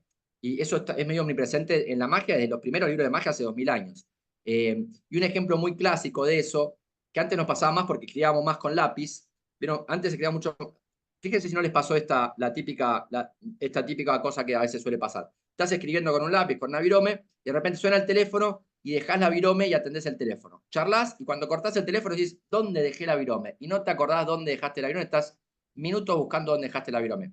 Hay casos de gente que se pone la virome así en la oreja y después se pasa horas buscando dónde dejó la virome porque se olvidó que se la dejó en la oreja. Hoy en día creo que nadie lo hace porque es muy nerd, ¿no? Esto queda como muy nerd. Bueno, en fin. Pero, ¿por qué no te acordás dónde dejaste la virome? No te acordás dónde dejaste la virome porque nunca le prestaste atención a ese movimiento. Vos cuando escuchaste el celular, el teléfono, lo que pasó por tu conciencia, por tu atención, fue quiero atender el teléfono. Y tu cuerpo hizo todos los movimientos automáticos necesarios para atender el teléfono, inclusive dejar el lápiz o la virome en algún lado. Pero como eso entonces no pasó por tu atención, no lo recordás, ¿no? Y eso es como una regla muy general del aprendizaje. Acá hay un gráfico típico de cómo se da el aprendizaje. Disculpen que está en inglés, pero a la medida que pasa el tiempo, cómo mejora tu habilidad, ¿no? Entonces, al principio vos sos un amateur, y como no hiciste ningún esfuerzo, no te focalizaste, no prestaste atención, no mejoraste. De repente empezás a prestar atención y mejorás. Pero después llegás a cierto patamar donde ya no seguís esforzándote y no mejorás más, por más que sigas haciéndolo el resto de tu vida. El ejemplo clásico de esto es cuando aprendemos a manejar. Nosotros al principio no sabemos manejar. Después, con mucho esfuerzo, aprendemos a manejar. Y cuesta al principio porque si tengo que soltar el embriague, el freno, el acelerador, la palanca de cambio, te tenés que estar completamente focalizado y concentrado en aprender a manejar. Después que estás en cierto nivel de habilidad del manejar, ya estás en una zona de confort que hace que vos sigas manejando el resto de tu vida, pero no es que por manejar durante muchas horas te transformás en un Ayrton Senna o en un piloto como es el de ahora, el de la Fórmula 1, en un Verstappen. No te transformás en un genio de la Fórmula 1 porque manejás muchas horas. ¿Por qué a pesar de estar muchas horas haciéndolo, no mejorás? Porque no estás prestando atención a cómo mejorar. Bueno, el caso del deporte también es claro. Cuando Messi está entrenando, patear un tiro libre, no está pensando, no sé, en la cena de mañana o en la pelea que tuvo. Bueno, es muy interesante escucharlo a Messi cuando explica las cosas que hace, porque es perfectamente consciente, las practicó, ¿no? Y cuando está entrenando, practicó exactamente que ese tiro libre desde ese lugar tiene que mover el pie de tal forma que la curva era exactamente esto y está completamente focalizado en ese aprendizaje. Hay un paper muy clásico, una serie de estudios muy clásicos en la historia del estudio de cómo se crean los expertos, que es un paper de la década del 90 de un investigador sueco llamado Ericsson, que investigó a los grandes violinistas. Y investigó a los grandes violinistas de la Orquesta de Berlín, que un violinista de la Orquesta de Berlín, que era en su momento la más importante del mundo, ahora me imagino que sigue estando entre las más importantes, son toda gente que trabajó mucho, o sea, para llegar a ser ahí es porque le dedicaste tu vida al violín realmente. Todos laburan 8 horas por día. Pero él decía que hay una diferencia entre agarrar la creme de los violinistas. ¿Qué diferencia la creme de la creme de la creme? O sea, los mejores de los mejores. ¿Qué tienen? Todos se entrenan 8 horas por día, no te quepa duda. Todos laburaron un montón. Pero hay una diferencia que es que los mejores de los mejores están todo el tiempo entrenando haciendo lo que se llama esfuerzo deliberado, focalizados en lo que tienen que mejorar. En ningún momento están practicando violín mientras piensan en otra cosa. Están siempre practicando hacer algo, mejorar en algo, ¿no? Y eso es algo también que pasa en el deporte. Vos, me acuerdo una vez escuchaba a Nalbadian hablar, que decía que la diferencia entre Federer y todo lo demás era la cantidad de... Federer ganaba un campeonato, dice, nosotros los tenistas ganamos un campeonato como, no sé, el Abierto de Australia, y bueno, nos tomamos un par de días para disfrutar con los amigos, para descansar, para irnos a una joda a la noche. Bueno, Federer no, al día siguiente estaba a las 7 de la mañana ahí laburándolo de nuevo, ¿no? Entonces, como que hay algo del esfuerzo deliberado, de estar conscientemente prestando atención a la mejora que estoy haciendo en algo, que es también fundamental en cualquier aprendizaje, y es lo que diferencia a un experto de alguien que hace bien algo. Vos para hacer algo bien algo, haces esfuerzo y mejorás. Después dejás de hacer esfuerzo porque en principio no querés más, ya está, llegaste, querés manejar, querés que tu auto vaya del punto A al punto B y con eso te alcanza. Pero si quisieras transformarte en un experto en el automovilismo, podrías, pero tendrías que volver a concentrarte en tratar de pensar cómo mejorarlo y ahí de nuevo, con esa concentración, te puedes transformar en un experto, ¿no? Esto como algo que es universal a cualquier aprendizaje. Tercer pilar del aprendizaje, entonces el feedback. El feedback vale para absolutamente todo. El feedback vale también para nosotros, que creo yo tenemos que estar midiendo constantemente qué cosas sirven o no cuando estamos enseñando. Me parece que esto es fundamental.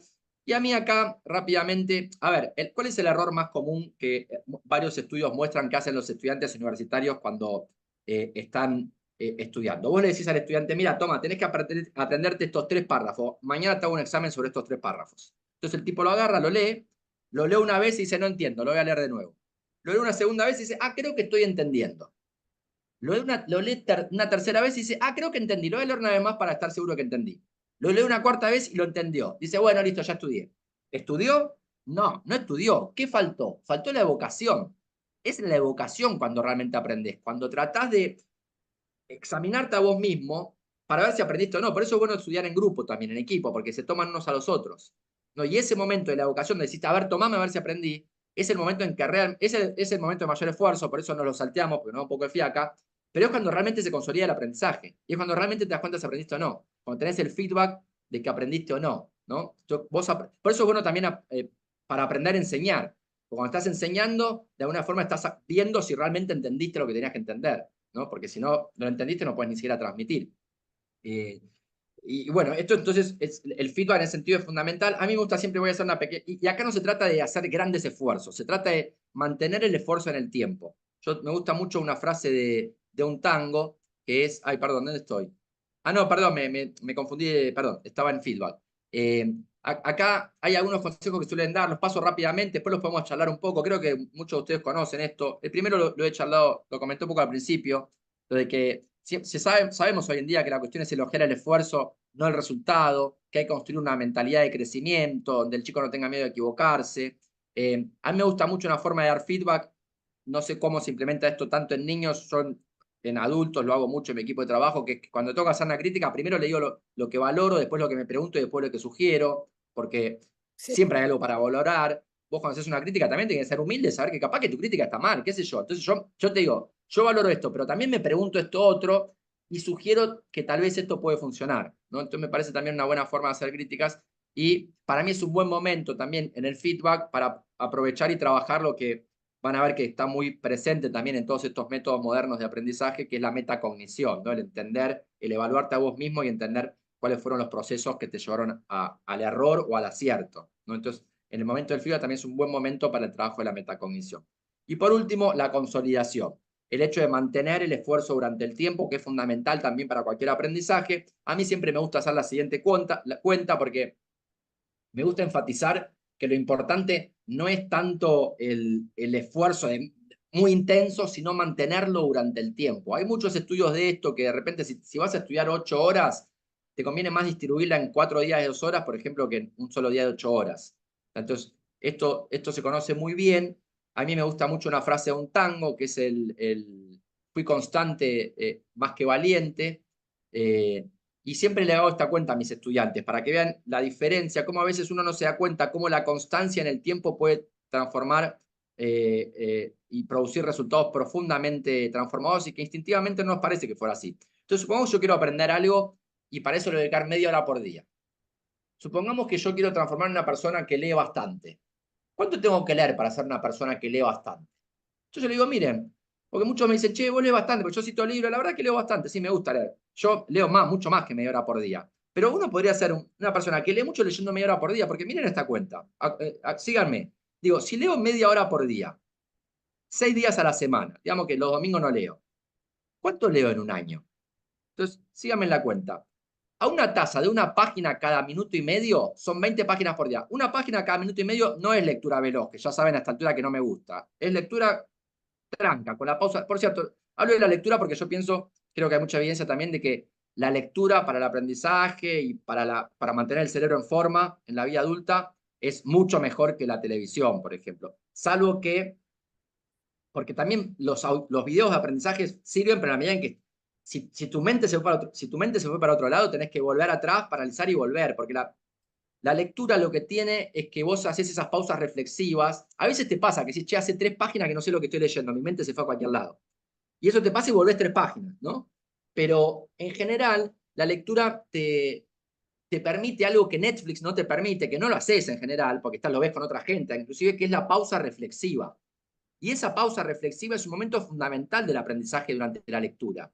Porque a veces lees un párrafo que te causa tal impresión o te da tal curiosidad que como que te quedás colgado pensándolo, incorporándolo y incorporando esa tela de conocimientos que tenés y ves cómo se relaciona con todas las otras cosas que sabés. Y esa pausa reflexiva es fundamental en el aprendizaje, además de que en el aprendizaje, en la lectura, cuando vos lees la palabra, el otro día en la charla que dio Ana, en la parte que yo escuché, estaba hablando de esto justo. Cuando vos lees la palabra árbol, si vos ves un árbol en Netflix, en la tele, es ese árbol, listo, ya está.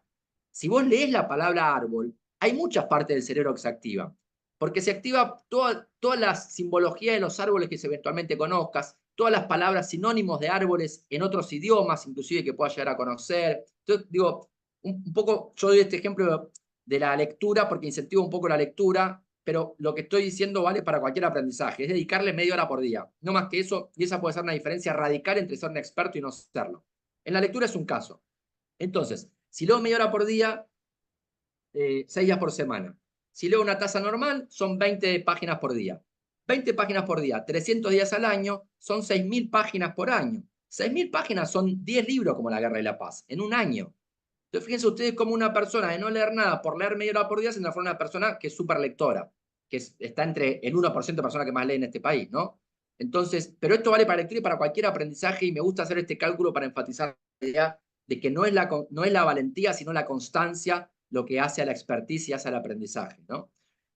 Por último, en relación a este último pilar, que es el de la consolidación, que mantener durante el tiempo el hábito del aprendizaje, me gusta mostrar estos resultados de un estudio que hicimos nosotros, un poco para también motivar a que las personas quieran aprender cosas nuevas permanentemente. Hoy en día sabemos que la mejor forma de mantener en forma tu cerebro, y todos nosotros estamos en edades en que eso nos empieza a preocupar, es aprendiendo cosas nuevas todo el tiempo.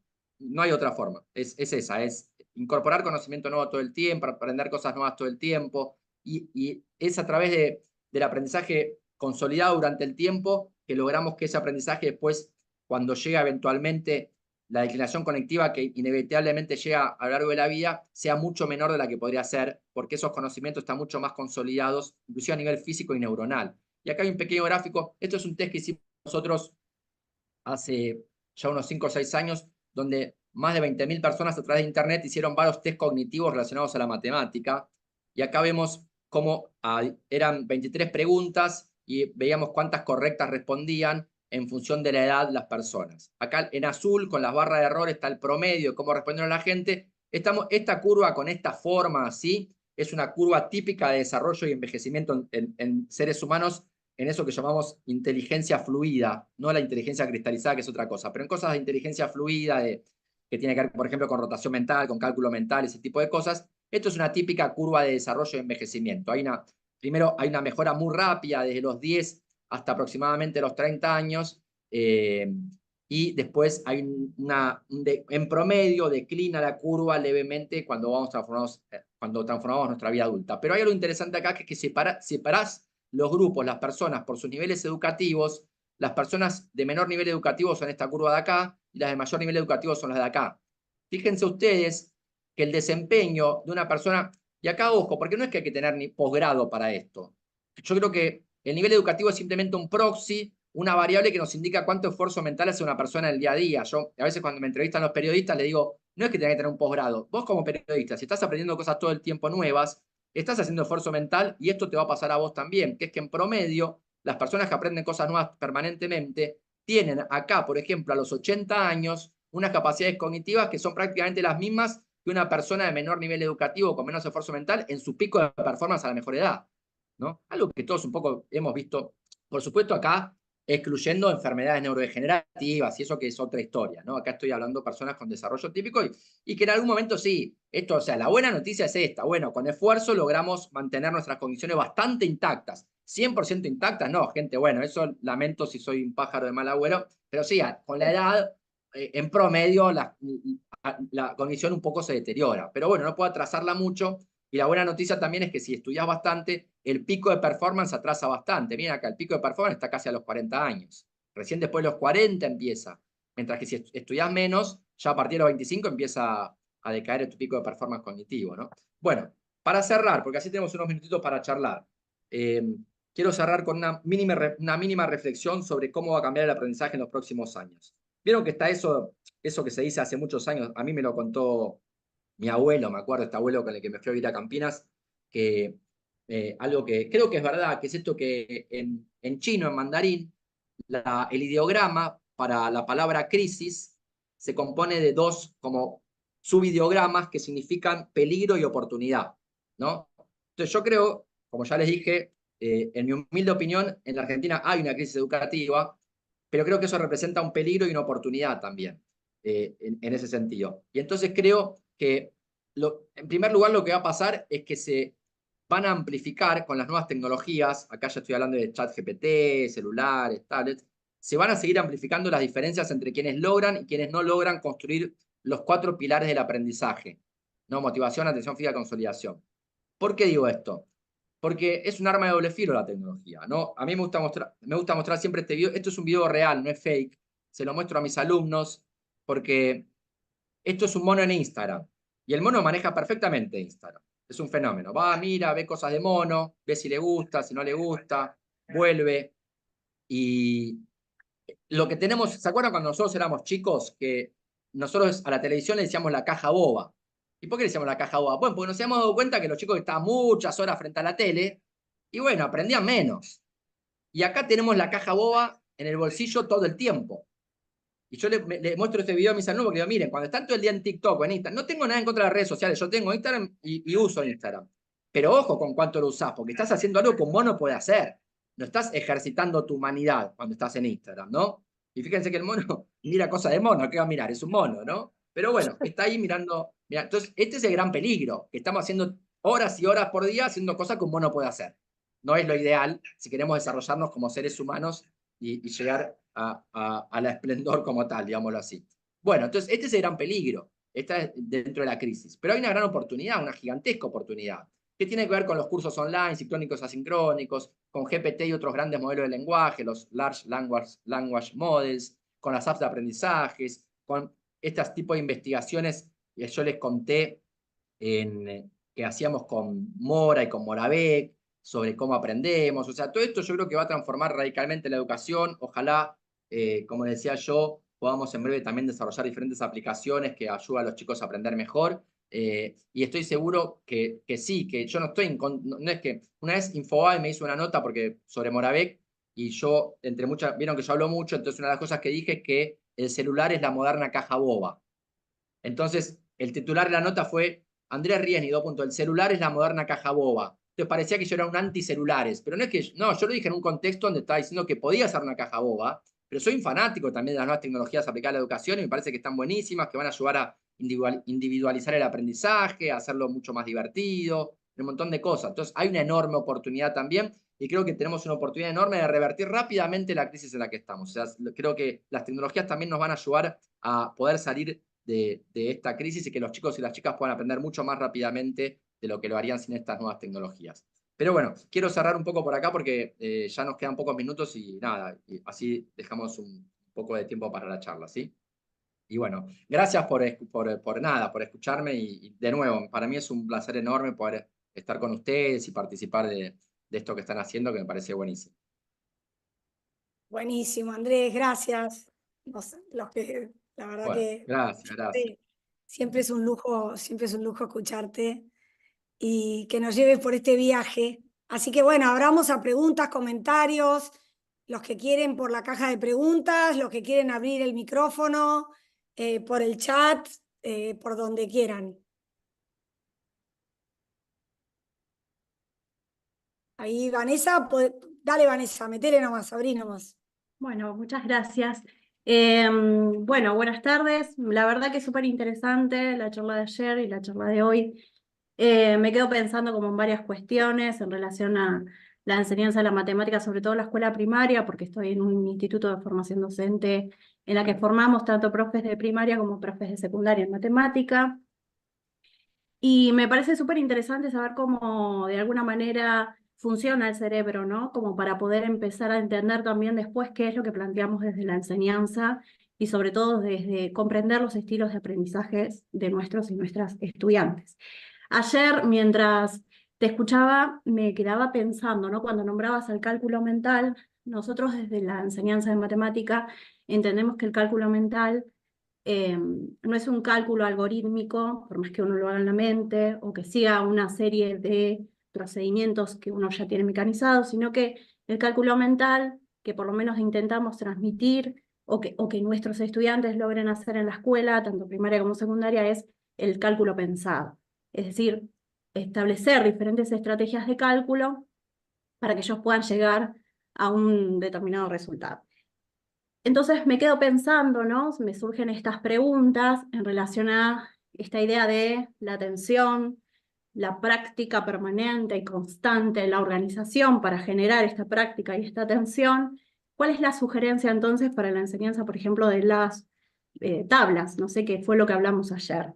¿Se está promoviendo una enseñanza memorizada, o por lo menos sugiriendo que los chicos memorizan las tablas, o bien que de alguna manera puedan establecer cálculos mentales, estableciendo relaciones, ¿no? Por ejemplo, que la tabla del 7 la pueden encontrar sumando los resultados de la tabla del 2 y la tabla del 5, es decir, que ellos mismos, generar un espacio donde ellos mismos se den cuenta de esas relaciones, que después tengan o no que aprender las tablas de memoria en general, es más afianzado cuando uno tuvo la posibilidad de empezar a pensar y establecer relaciones.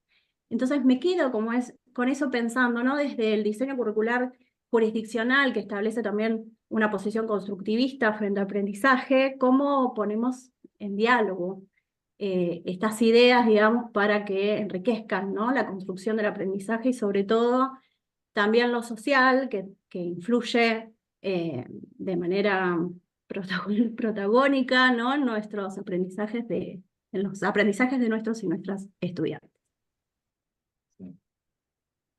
Sí, a ver, a mí me parece que está perfecto lo que sí, creo que también lo de, a ver, aprender las tablas así directamente, siéntense y aprenden de memoria esta tabla, por supuesto, creo que hoy ya no se vale, no sé si alguien lo hace, es medio así, o sea, siempre tratás de hacer, pero yo creo que a la larga la terminan o memorizando o teniendo una estrategia tan rápida que es casi como si la tuviera memorizada, ¿no? Yo, de hecho, siempre cuento, yo en la escuela primaria no me sabía las tablas. Yo la del 8, por ejemplo, la hacía porque hacía 2 por 2 por 2. No sé, era como que no. O la del 9 era por 10, me hacía 8 por 9 era 8 por 10 menos 8. ¿No? Era 8 por 10, 80 menos 8, 72. Como que hoy en día, como cálculo mental y espectáculo, obvio que me la sé, ¿no? Eh, pero como que a mí me parece que en principio, igual eso, Victoria tal vez puede comentar un poco mejor sobre cómo está pensado en este programa en particular que están haciendo, porque yo a veces me pierdo un poco con la etapa específica, si es el primer ciclo, el segundo, en qué momento es el ideal para que lo aprendan. Pero en principio, en el primer ciclo, a mí me parece mucho más interesante un poco lo que decís vos de estas estrategias del cálculo mental pensado y por qué funciona lo que funciona, por qué 3 grupos de 2 personas tienen la misma cantidad de personas que 2 grupos de 3 personas, ¿no? No, la conmutatividad, 3 por 2 es igual a 2 por 3. Bueno, no, pará, no es igual. O sea, sí, es igual, pero no representan lo mismo. Yo digo 3 grupos de 2 personas, no que 2 grupos de 3 personas, ¿no? Entonces, como que trabajar mucho más eso conceptualmente, pero antes que eso, por supuesto, el concepto de número, ¿no? Yo creo que la tabla de multiplicar, si se quiere, es como hasta una segunda etapa después del aprendizaje de concepto de número, y creo que está el concepto de número, todo lo visual, e inclusive la tabla de multiplicar yo la apalancaría mucho con imágenes visuales todo el tiempo, y con estrategias y con juegos lúdicos que muestren un poco la importancia de las tablas y dónde las usás. En principio, así, de decirte, hay que aprenderla de memoria, siéntense y aprender la tabla de memoria, por supuesto, me parece que eso ya no se debería hacer, y tengo entendido que si se hace muy poco. No sé, Victoria, vos No, no, que complemento lo que decís y lo que dijimos ayer. O sea, nosotros obviamente sugerimos que aprender la tabla es algo clave porque sacás eso de tu memoria de trabajo, lo traes cuando lo necesitas. Ahora, ¿cómo las vamos a aprender? No, para mañana sí o sí te tenés que aprender de memoria esta tabla y si no te voy a poner una penitencia o no sé, no se me ocurre algo más ridículo. No, la vamos a aprender mediante rima, pero vamos a difundir y mostrar la importancia que tiene conocer esta herramienta, que después una vez que la tenés y la sabés, como vos decís, es como una mezcla de, la tengo de memoria o la tengo pensada porque hago doma, doma, doma, doma. No importa cuál es el camino, lo que importa es que tenés una herramienta que no te ocupa memoria de trabajo, que la podés traer cada vez que la necesites. Y eso es un poco lo que fundamentalmente tratamos de hacer en el cuadernillo 3, obviamente mediante rimas, pero sí traemos el formato de la tabla. O sea, no, nosotros creemos que eh, por más que coincidimos, Vanessa, cuando los chicos han perdido tanta continuidad escolar, ponerse a dibujar, por ejemplo, 25 pelotitas por 25 pelotitas para entender, y por ahí después no vengo 2 días, dibujé 8 pelotitas, 2 días después dibujé 4 pelotitas y cuando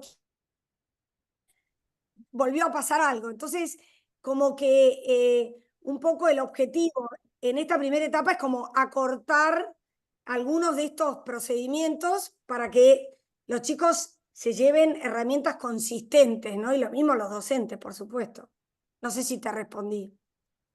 la tabla, la que yo comentaba ayer, que el número más difícil de la tabla multiplicar es el 7 por 8, que la gente se equivoca mucho.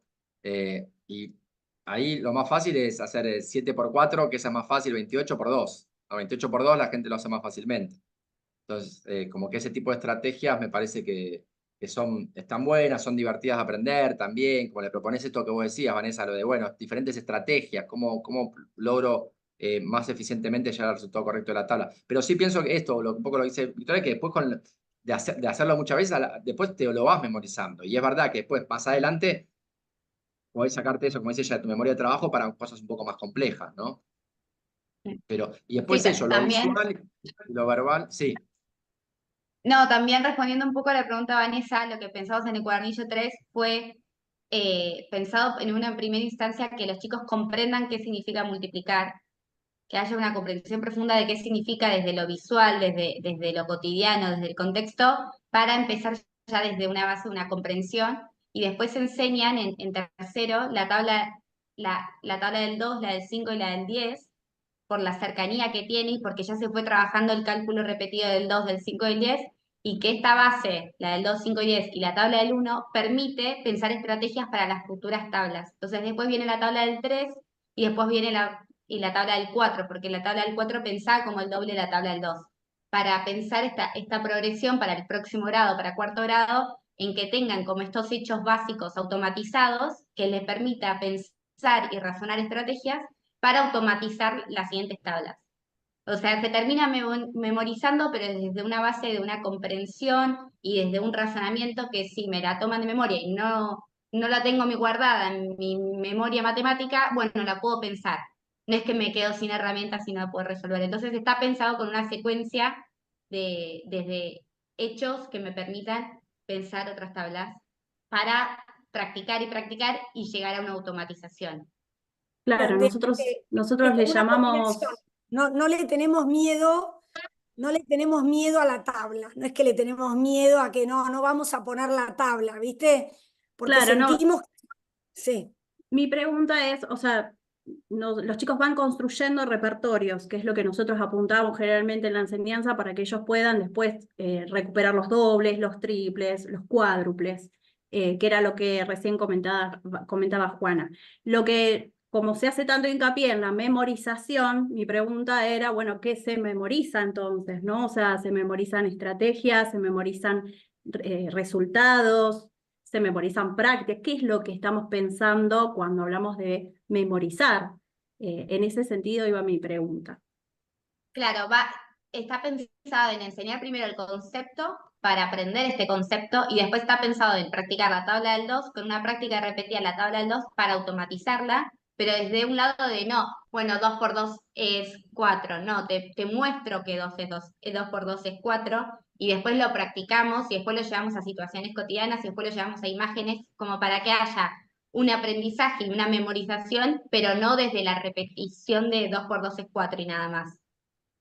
Entonces, primero viene una práctica repetida de la tabla del 2, después viene una práctica repetida de la tabla del 5, y después viene una práctica repetida de la tabla del 10, pero es como una enseñanza con práctica repetida, enseñanza con práctica repetida, enseñanza con práctica repetida, y situaciones que invitan a poner en juego estos aprendizajes. Y después hacen lo mismo con la tabla del 3, y después hacen lo mismo con la tabla del 4, que después se podría seguir haciendo con las siguientes tablas, porque la tabla del 9, si yo sé la tabla del 10, puedo pensar la estrategia de sacarle un grupo, y si yo sé la tabla del 5 y sé la tabla del 2, puedo pensar la tabla del 7, que es tan difícil de llegar, y si sé la tabla del 4, puedo pensar la tabla del 8, pero esto en una primera instancia la puedo pensar, después hago actividades para esto, para ir reduciendo el pensamiento e ir automatizando estos cálculos, pero se invita en un tercer grado, en el cuadernillo 13, por la situación en la que estamos, en que no sabemos si los chicos ya conocen el concepto de multiplicación y tenemos que arrancar desde la base de entender el concepto de multiplicación,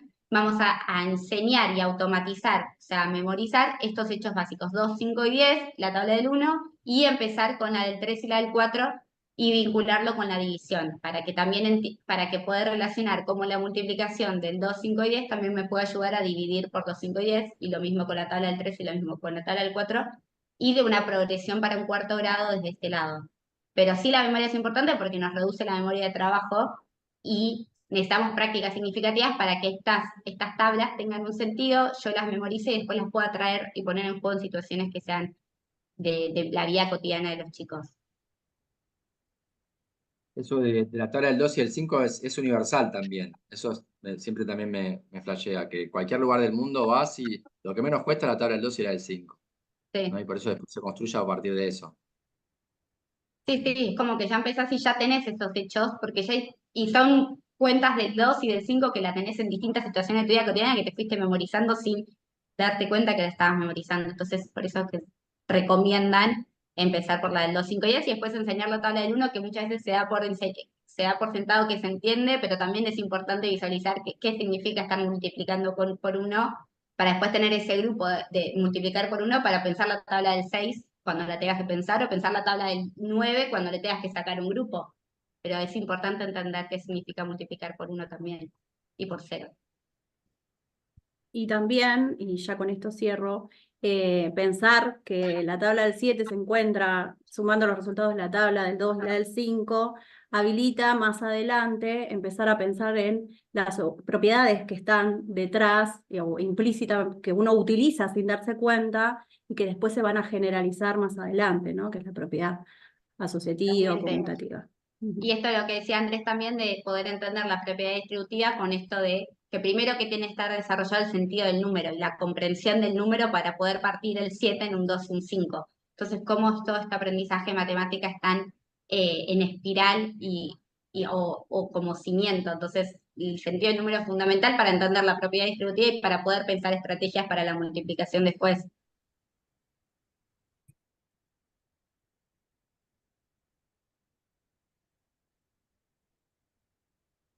tan tímido soy. Ah, Acá, acá hay una consulta Anónima. A ver, me quedo escuchando, mi consulta es la siguiente. ¿Tendremos alguna línea más enfocada, contextualizada al trabajo en el nivel inicial? Bueno, la dejo a Lupe decir esto. Nosotros, la idea es trabajar en instancias de capacitación con el nivel inicial. No tenemos material directo para llevar al nivel inicial, pero sí trabajar instancias de capacitación y tenemos especialistas de nivel inicial y bueno, iremos buscando la vuelta. Lo que pasa que como la prioridad es primer ciclo primero, esto se lo dejo a Lupe a ver qué forma le podemos dar. Por ahí puede haber más docentes de sala de 5 que se pueden juntar con docentes de primer grado, ¿no? Para las capacitaciones. Eso se lo dejo a Lupe, que por ahí tiene más de lo organizativo.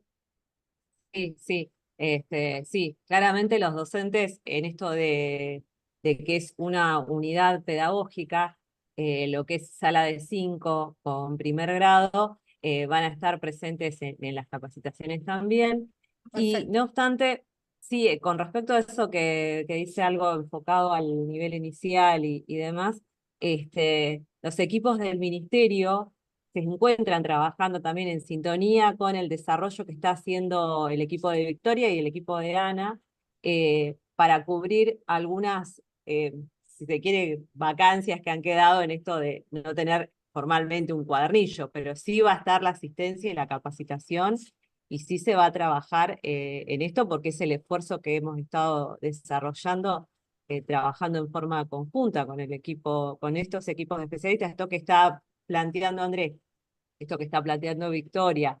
Estas son líneas que ya están trabajando y los equipos nuestros y bueno, la idea es, vamos de a poco. Nosotros empezamos en diciembre, así que estamos a todo pulmón, pero sí van a ir llegando documentos de acompañamiento, tanto para el nivel inicial como para segundo ciclo del nivel primario, que también va a estar sin cuadernillos, pero con acompañamiento. También va a ser un desafío saber con qué segundo ciclo de nivel primario nos encontramos. Eso también es una realidad que estamos viendo, porque hay que saber también de dónde partir, porque tenemos un estimativo de decir un cuadernillo número 3 o para un tercer grado, pero bueno, habría que ver y estar ahora en este ciclo lectivo, ver cómo nos vamos adaptando a todo esto. Pero sí, sí está pensado, sí, se miró también. Ay, hoy están en silencio todos, bueno. Con respecto a lo de aprender las tablas de memoria o cosas de memoria, bueno, todo el equipo creo que estamos trabajando, consideramos que la memoria es parte de lo que uno tiene que entrenar, o sea, es parte de lo que hay que ejercitar en matemática. Y cuando uno automatiza o le enseña al alumno a automatizar ciertos procesos, como pueden ser las tablas de multiplicar, que obviamente que hay que darle los fundamentos para que si no se las acuerda en ese momento de memoria, en el momento que las tiene que aplicar, las pueda deducir.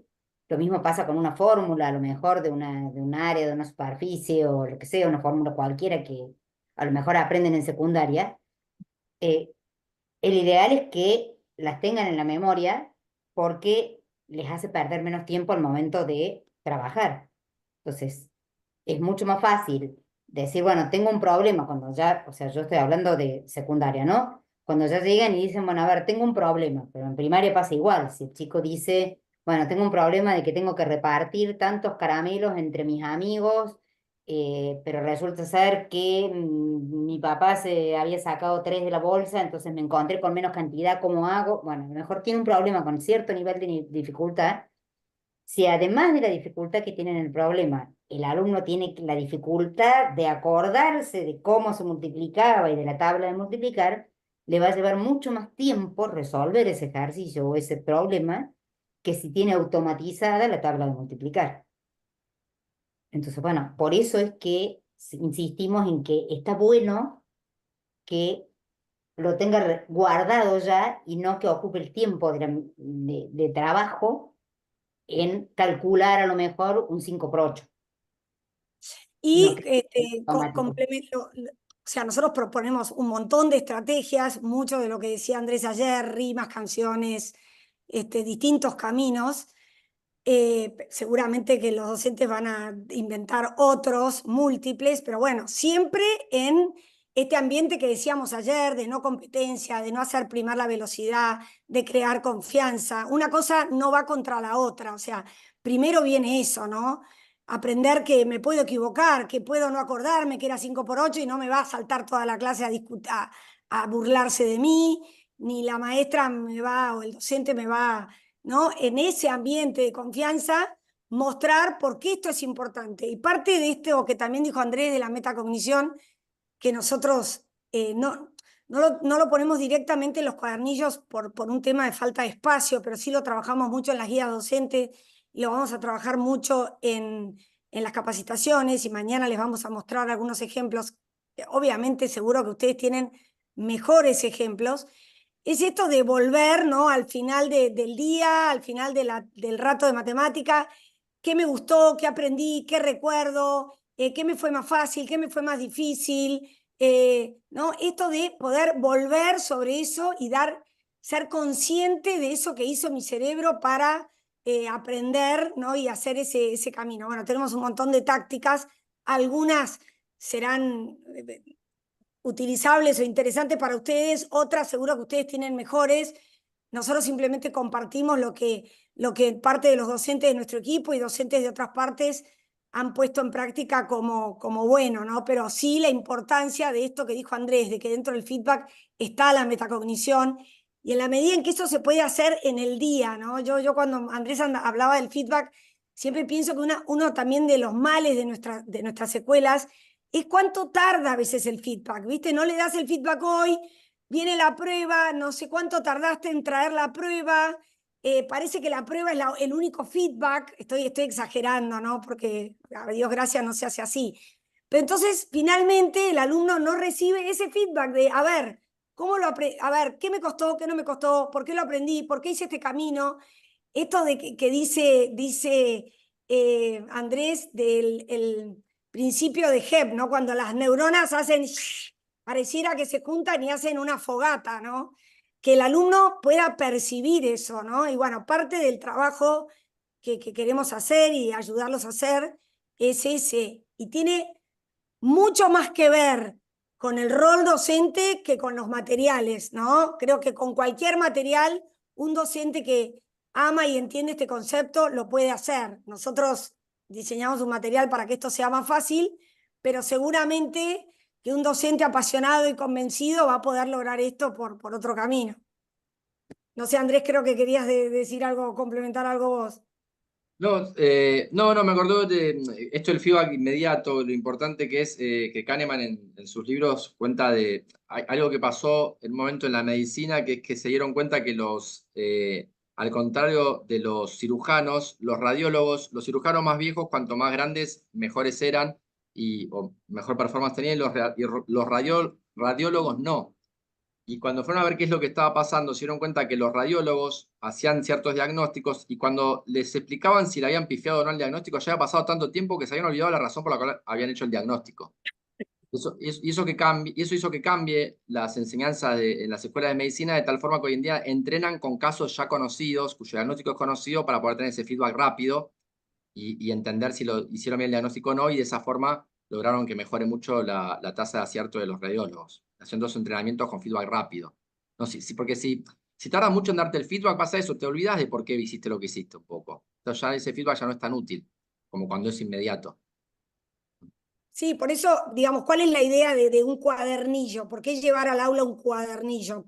Fundamentalmente, el objetivo es ayudar al docente, ¿no? No es que nosotros creamos que hay una única receta y solamente, no es eso, pero es como que el docente tenga un instrumento bien fácil y claro para poder después, con su creatividad, con su manera de hacer las cosas, y como que el ritmo de la práctica, la manera en que presentamos los contenidos, la práctica, la ejercitación, le permita al docente decir, bueno, dependerá del ritmo de sus alumnos, pero en media clase hago tal cosa, en toda una clase hago tal otra. ¿Cuántos alumnos de mi grupo necesitan más tiempo para hacer esto? ¿Qué pueden hacer los otros mientras estos alumnos necesitan más tiempo? Y insistir hasta el cansancio en esto de no importa la velocidad. Algunos lo van a hacer más lento, otros lo van a hacer más rápido. Lo que importa es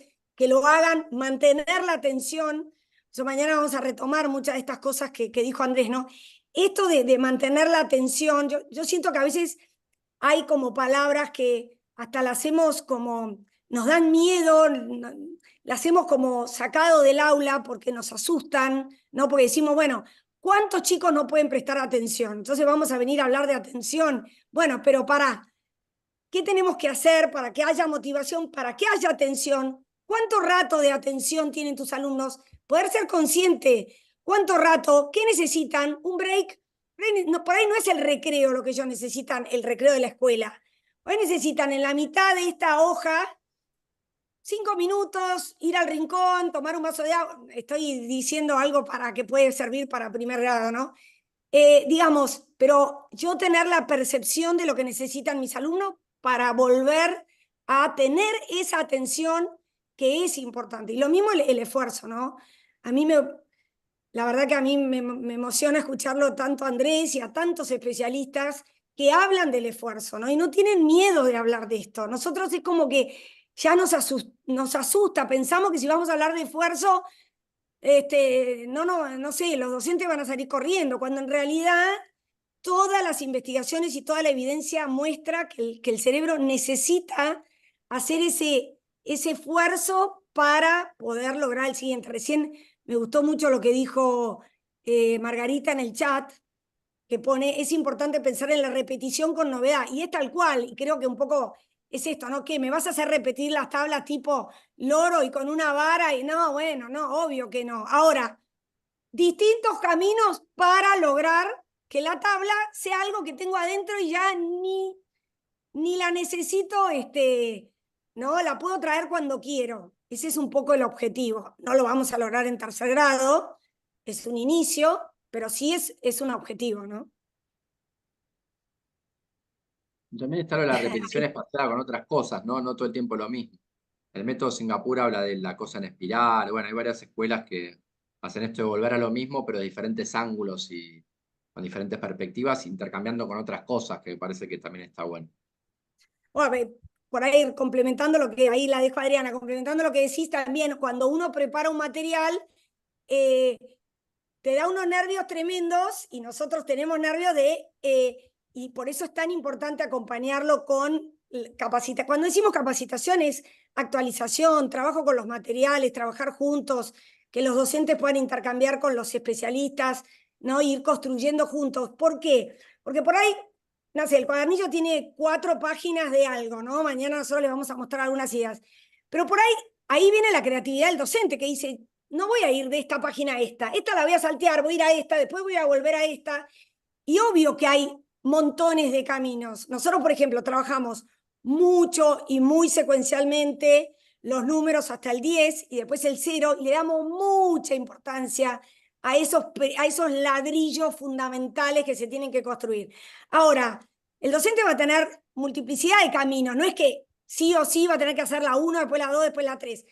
Hay un camino que por ahí nosotros lo vamos a sugerir como el que pensamos, pero va a haber docentes que van a decir, para mis alumnos, para mis nenas, les conviene, y para mi nene les conviene este camino, por ejemplo, ¿no? Y bienvenido, ¿no? Sí, Adriana. No, por ahí a mí bueno, sí, quedó esto saldado. Para mí fue muy esclarecedor y ahí le agradezco a Andrés y hice el ensayo también en esto de la comparación de la conciencia fonológica con el sentido del número, que es real.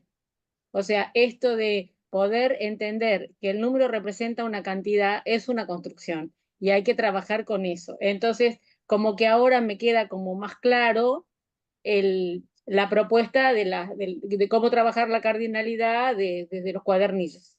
Entonces, esta comparación, digamos, bueno, están estas dos áreas del cerebro que están ahí como a medio camino, cómo la completamos desde algo que sea como posible desde el propio proceso de aprendizaje de nuestro cerebro.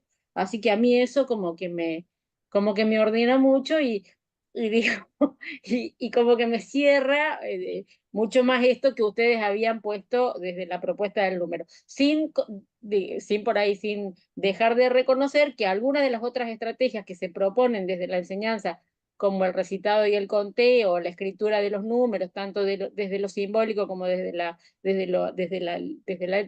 letra propiamente dicha, también ayudan a esa construcción, ¿no?